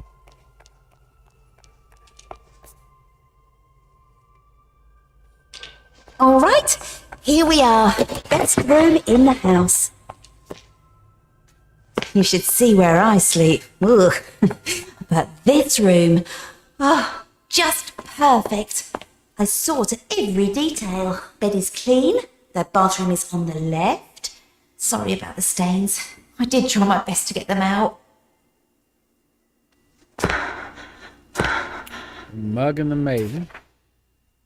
Ugh. All right. Mug and the Maiden, Volume 1 by Sir Wilton Moore. Chapter 1, The Dangerous Forest. Once upon a time in a faraway land there lived a mug of cheese. But it was not an ordinary mug of cheese as you would find in any home of the kitchen of the age. No, this mug of cheese was a distant descendant of one of the three great flagon kings. The same kings who had charged on horseback to defend their capital city during the unforgettable conquest of the previous century. To which of these flagon kings he hailed from, the mug was unsure, but still, there was honor and courage in his heart. His family line heralded of deeds long past that had forever changed the course of stoop history. Did he have a name? Of course, all mugs of cheese have a names. This is common knowledge, just as every fruit bat is really named Stanley. The mug of cheese was named Rictor the Cracked. What a name, I can hear you say. Cracked indeed. This mug of cheese bears no damage that I can see. Fall silent, you small-minded bass, for therein lies our intriguing story. Let's begin at the beginning. It was a hot winter day in the forest. One of those days where everything is dull brown. The lake was still, the birds had shut up, and the trees were but sticks in the overcast sky, save for a lone pine that skimmed the clouds above like a painter's brush. It was on this day that Mr. Darble Mouse was in a hurry. He had just been named as Vermin of the Year by the society brethren that lived under the old church, and it was customary for the honoree to bring fine port wine cheese to the ceremony. There were only hours to locate some of the precious cuisine. Fortunately, Mr. Darble Mouse knew exactly where to find it, the dark cellar below the governor's castle. But unfortunately, as he approached the loose plank of wood in the old wall, he failed to realize that the heavy rains had come during the night, had passed moisture into the plank, making it heavier than usual. Thus, when he pushed on the plank with all his might, it lifted up just enough to push his body only halfway through, but his strength couldn't contend with the weight of the plank, and his arms failed. The plank snapped back down, crushing him flat. After all, this story is not about Mr. Darble Mouse, or had you forgotten the mug of cheese already? You can see how you might connect the two. Mr. Darble Mouse, after all, was, after all, looking for cheese, and we were talking about a mug of cheese just before. Sadly, I must inform you that there is no relation between Richter the Cracked and the rodent who is now nothing more than smushed guts inside the wall. Except that there is! For it was the death of Mr. Darble Mouth that started all the trouble. You see, when things die, they tend to smell, and that's just what Mr. Darble Mouth did. But that's not all. His body, pinned between the outside and the inside of the wood wall, had become a perfect passage for the hot winter wind. The wind, therefore, carried the stench of his decaying mouse carcass deeper into the governor's home. Like a snaking, twisting wisp of terror, the smell settled into a little tavern near the courtyard of the castle. Here soldiers would spend many long hours, where there was no bloodlust to soothe with battle. Strong ales and red meats filled the menu from back to front at this rustic, medieval, greasy spoon. Mostly the customers came to look upon the barmaiden, Maxine, who was actually named Rita. Rita was by far the best-looking creature in all the governor's county. There was a beautiful deer woman just over the hill, but no one knew that. But by day, Rita scrubbed her tavern so clean that you could eat off of it, which was fortunate, as it was a place you indeed would be eating, since it was a tavern. By night, she served her customers with charm, grace, and mostly with drinks. But did I mention that Rita was married? Well, I am mentioning it now. Rita was married.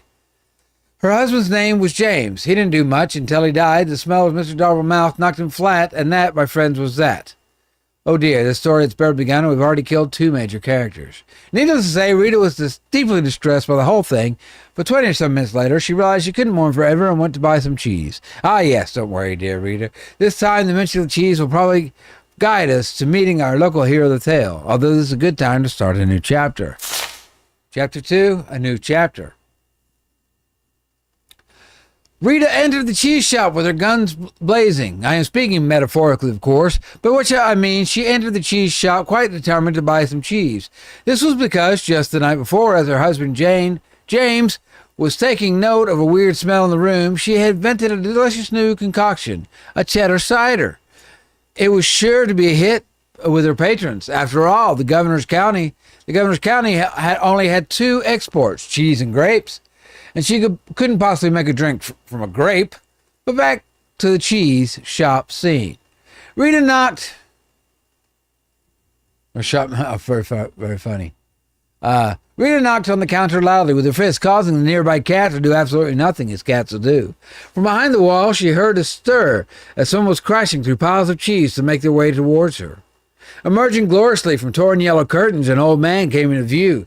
He was giant in stature with a long gray beard. Bobbing along and stuck within his beard were all manner of cheese crumbs and wedges, wrapped tightly within his hairs. But yet he held even more cheese on ropes pulled across his chest, with loops of provolone linked like sausages over one shoulder. His eyes were big and his ears were bigger still. A smile of kindness erupted from his face as he locked eyes with Rita. My, the Kurds are kind to me this hour. Hello and welcome, he bellowed. Rita bowed low and promptly began to cry. The shop owner looked at her, perplexed. What did I say wrong? The barmaid sniffed and snooted and finally answered, Forgive me, for my husband has just died and I'm out of Swiss. I'm going to pause now in the story to ask myself why Mr. Darville went to the cellar of the governor's house for cheese if there was a cheese shop nearby. I think it's best we overlook that glaring problem in the plot, don't you? Now back to the story at hand. Rita purchased a large amount of cheese for the shop owner. She bought cheese wheels and cheese melts and cheese slices. She bought cheese whistles and cheese breads. She bought cheese paper and cheese sandwiches. She bought so much cheese, in fact, that she lost track of all she had obtained and just dumped all the fromage into a large burlap sack for the return journey to town. Woo! Goodbye, Rita, the shop owner called as he waved his farewell. Goodbye, Daniel, she called back. His name was Murray, by the way. I want some cheese bread, too. Overburdened by her treasures, Rita made her way home, following the main road to the castle. But as it always happens, the road was now under repair. A man with a skinny mule was plowing up the dirt so that he could put down new cobblestone. 4 of his associates were standing by watching him. The job would only take a few years to finish, but Rita was in a hurry. So she followed the detour sign that told her to take a different road to her left. Unfortunately, no one could read in the governor's county, so she went right instead. This mishap took her deep into the forest where absolutely nothing of interest happened. Except something of interest did happen. As she trodden through the forest, her sack of cheese weighing her down, muttering complaints all the way, little did she know that dangers lay just ahead. The danger was cunning and dangerous, and had one of those out-of-place eyebrow hairs that drives you nuts when you're talking to someone who has one. This danger we will call Bernard, a big, ugly lizard man who wears a blue cloak. Bernard didn't have visitors in his house. This was because he lived outside, and he was rather fond of human flesh, which made him very unpopular. So obviously, you can see the drama unfolding here. This beautiful but tired Rita huffing and puffing up the winding path as she approaches a certain doom. Bernard watching from behind a nearby tree, licking his lips. Oh, the tension is tense. Is it not? At this point, we must pause again to ponder all the possibilities that can happen now in our story. 2 characters have died already. Surely a third wouldn't hurt anything. Are you perhaps just reading the story because you want to see who will get the axe next? You're a little warped, do you know that? Well then, Let's see what happened next. Bernard stepped from behind his hiding place, his eyebrow hair gleaming in the fading sun. Dear Madame, why must you pass through so fast? He called with his eyes glimmering. I must get home, Bernard, because, for one, it's getting late and I have customers to serve, and second, because you eat people, Rita replied. Puppycock, balderdash, codswallop. I won't hear these lies against my character, he detested. For I, Bernard, the big ugly lizard man who wears a blue coat, have completely reformed myself. Rita squinted suspiciously at him. You have? Bernard put a hand to his heart. I have. I no longer prowl or pounce. I won't attack or bounce. I will not kill or maim or tear. I won't crush or even bite you anywhere. I promise I won't devour any more. My gosh, you've become such a bore. If you aren't going to be the danger in this story, then I've come all this way with 100 pounds of cheese for nothing, Rita grumbled. She boosted her sack further upon her shoulders and turned with an angry grunt, but Bernard waved after her in a panic. Wait, it's a ruse. I intend to eat you, dear woman. I swear it, he cried. It is all a trick, you see, a new angle. It worked on some guy yesterday. Oh, please stay. Maybe so. Maybe so. Please stay. Rita sighed, her strength just about gone from the long adventure she had taken since she left home that morning. She turned back and faced Bernard. All right, she said, but your part in the story better lead to an unexpected turn of events. Oh, it will, Bernard clapped and waggled his clawed finger to motion her to draw nearer. Just wait till the next chapter. Chapter 3, the next chapter. All looked quite dire for Rita. Bernard had her within his grasp. Surely it would just be mere moments before his jaws collapsed on her head. Oh, what a horrible end for Rita. Needless to say, I am worried for her. But as luck would have it, miles and miles away, 20 years earlier, something amazing happened. 2 mugs of cheese, a Gouda and a mozzarella, welcomed their first son into the world. I don't think I need to tell you the name. It was Dave. No one liked Dave. After that, their second son came forth, Richter the Cracked, just called Richter at that time. Richter spent his early life stealing cowbells and putting them on skunks. That way people always knew when danger was nearby. Needless to say, Richter was a one smart mug of cheese. But all cannot remain perfect forever, and suddenly the great skunk famine began. Richter found his world in an array, and he sought a new purpose. Fortunately, there was an opening in the governor's county for an adventurer at the time, and since he was a descendant of the 3 great flagon kings, he was boosted to the head of the line, because we were all quite aware, even in olden times, it's not what you know, it's who you know. Thus the adventures of Richter began. He braved deep dungeons, he slayed the great beasts, he climbed the highest peaks, he sailed around the world despite the fact that he didn't own a boat.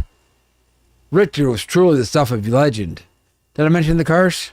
Yes, fair readers, there is a curse, a fiendish and terrible curse. One morning, while Richter was in the governor's county, he came upon a witch named Witch. The witch had just pulled a pound cake from her oven, where she had then proceeded to start ingesting it, right there in the front walk of her home. At once, Richter knew this creature was pure evil. Eating cake this early in the morning, and without ice cream, this was truly a fiend that needed to be vanquished. Richter jumped her fence and pulled his sword. Would you like some pound cake? The witch offered. It looked quite delicious. Richter would not let himself be seduced into an early morning cake, so he approached closer with his weapon at her throat. The witch began to sweat with a mouthful of crumbs. I also make a mean scone if you want to wait. Now, no gentleman or gentle mug could refuse a good scone. So Richter withdrew his sword and patiently waited for the witch to create these new buttery pasties. But what he didn't know was that the witch accidentally had bumped her table and had added within the mixture a vial of cursed liquid. See, I told you there was a curse. You were fair warned.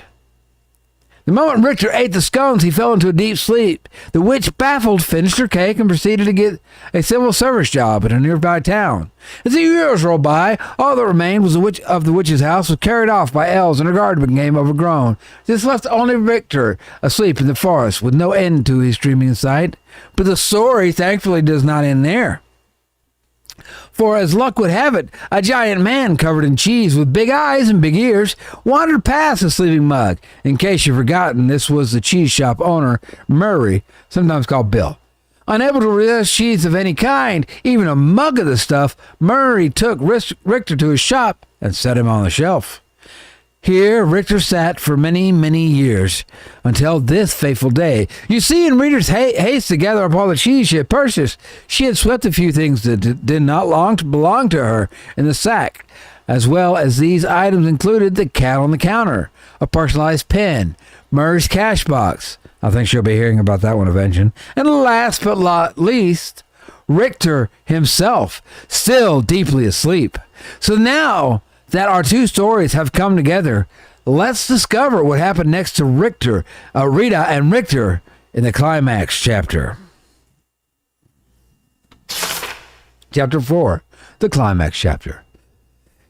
It was the same hot day in the forest, and Mrs. Dormouse was finally starting to get concerned. Just on the road, Rita was being drawn towards an almost certainly bloody and horrific end to her life. Bernard was just moments from taking her within his lizard jaws, and mere hours from trimming his eyebrows. Rita stood her ground. She was no damsel in distress, but simply a person who was pretty darn tired by this point. She pulled the burlap sack of cheese from her body and swung it hard with every last bit of strength she had left in her. An ear-shattering crack broke through the silent trees as the bag made contact with Bernard's shocked face. His teeth flew in all directions, falling like pebbles to the ground. His eyeballs dislodged and rolled into a nearby stream. His jawbone turned completely around and planted itself on the back of his head. Bernard ran screaming into the woods, never to be seen again this week. His cries faded in the forest, and the forest once again fell soft and quiet. A cow walked by. Rita, still standing with her sack outstretched in her arms, stood wide-eyed at what just happened. Surely no cheese in her bag was hard enough for that kind of impact. As she placed her burlap sack upon the dirt and peeled it open, she was amazed to find Richter, a mug of cheese, inside and looking quite dazed. He had awakened, and the curse was finally lifted. Somewhere behind the desk, the witch looked up and nodded with a smile. But oh dear reader, look what was now upon his body, a giant and elegant crack, the very mark of a warrior. His hero's journey was finally complete. Richter the Crack had emerged. Yes, it is true that Richter really didn't do anything important in the attack on Bernard. Just by Richter being where he was at the perfect time, he had saved Rita. The fates were with him. Richter and Rita talked and laughed and ate cheese until the sun went down. Finally, they packed up their picnic and headed back to the tavern, where they were met with cheers of excitement. This is mostly because the guys had found out that Rita was now single.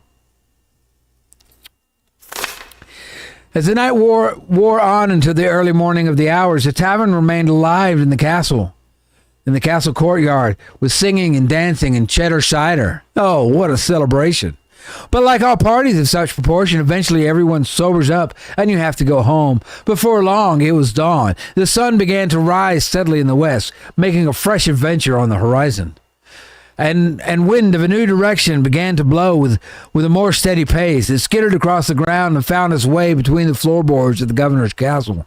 Here, against all odds, it found the barely remaining body of Mr. Dormouse. The wind carried that stench far beyond the borders of the evil castle, over the mountains, and deep within a dark cave where evil slept.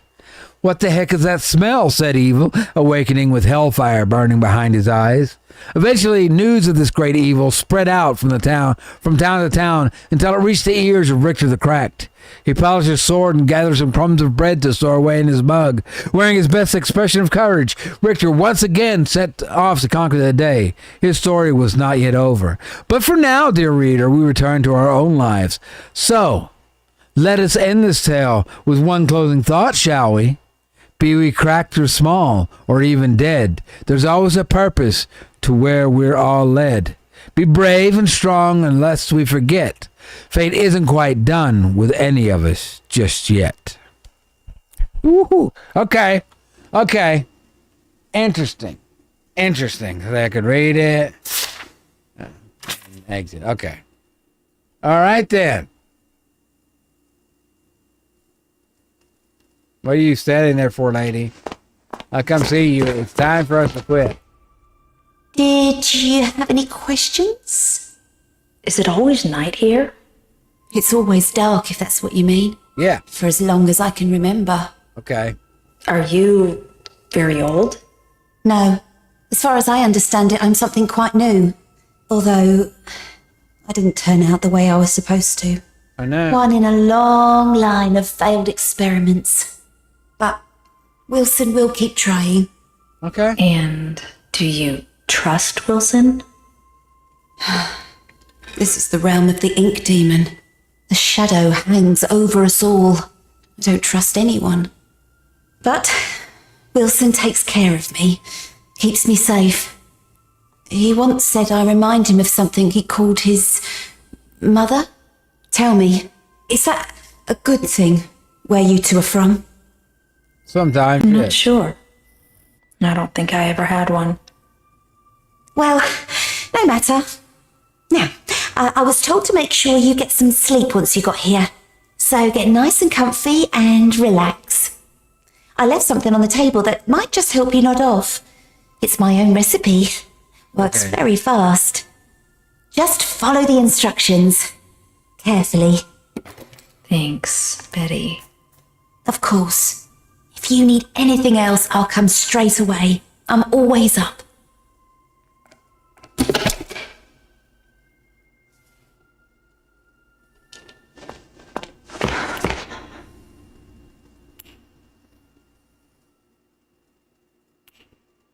Gilson. What's a Gilson?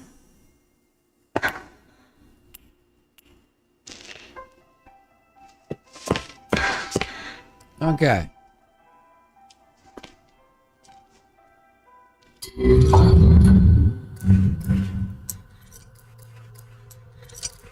Now save it there. I'll write that. All right. Sure, cute, Audrey. And it got ink all over you. I don't know if you got any more on you, but whatever. We'll be all right. So, we'll be back tomorrow. We've got to talk about some Turkish mythology. We'll discuss that on there. I think Friday, is it Armored Core again? I think Trey's playing Armored Core again. Monday, MMO Monday, we're playing some more Lotro. Moving closer and closer to Rohad. Tuesday, we have a regular podcast. We have reviews, announcement, news, among other things. And then Wednesday, we'll be playing a game again. Maybe this one, maybe another one. I don't know. We'll figure that out Tuesday night. Monday through Friday, 8, 7 Central, we're doing something here. And I really appreciate you joining us any day through that. But until next time, I think, you think so? You think we're real close to the end of this? We may be. We may be. I don't know. We got to find a Gilson.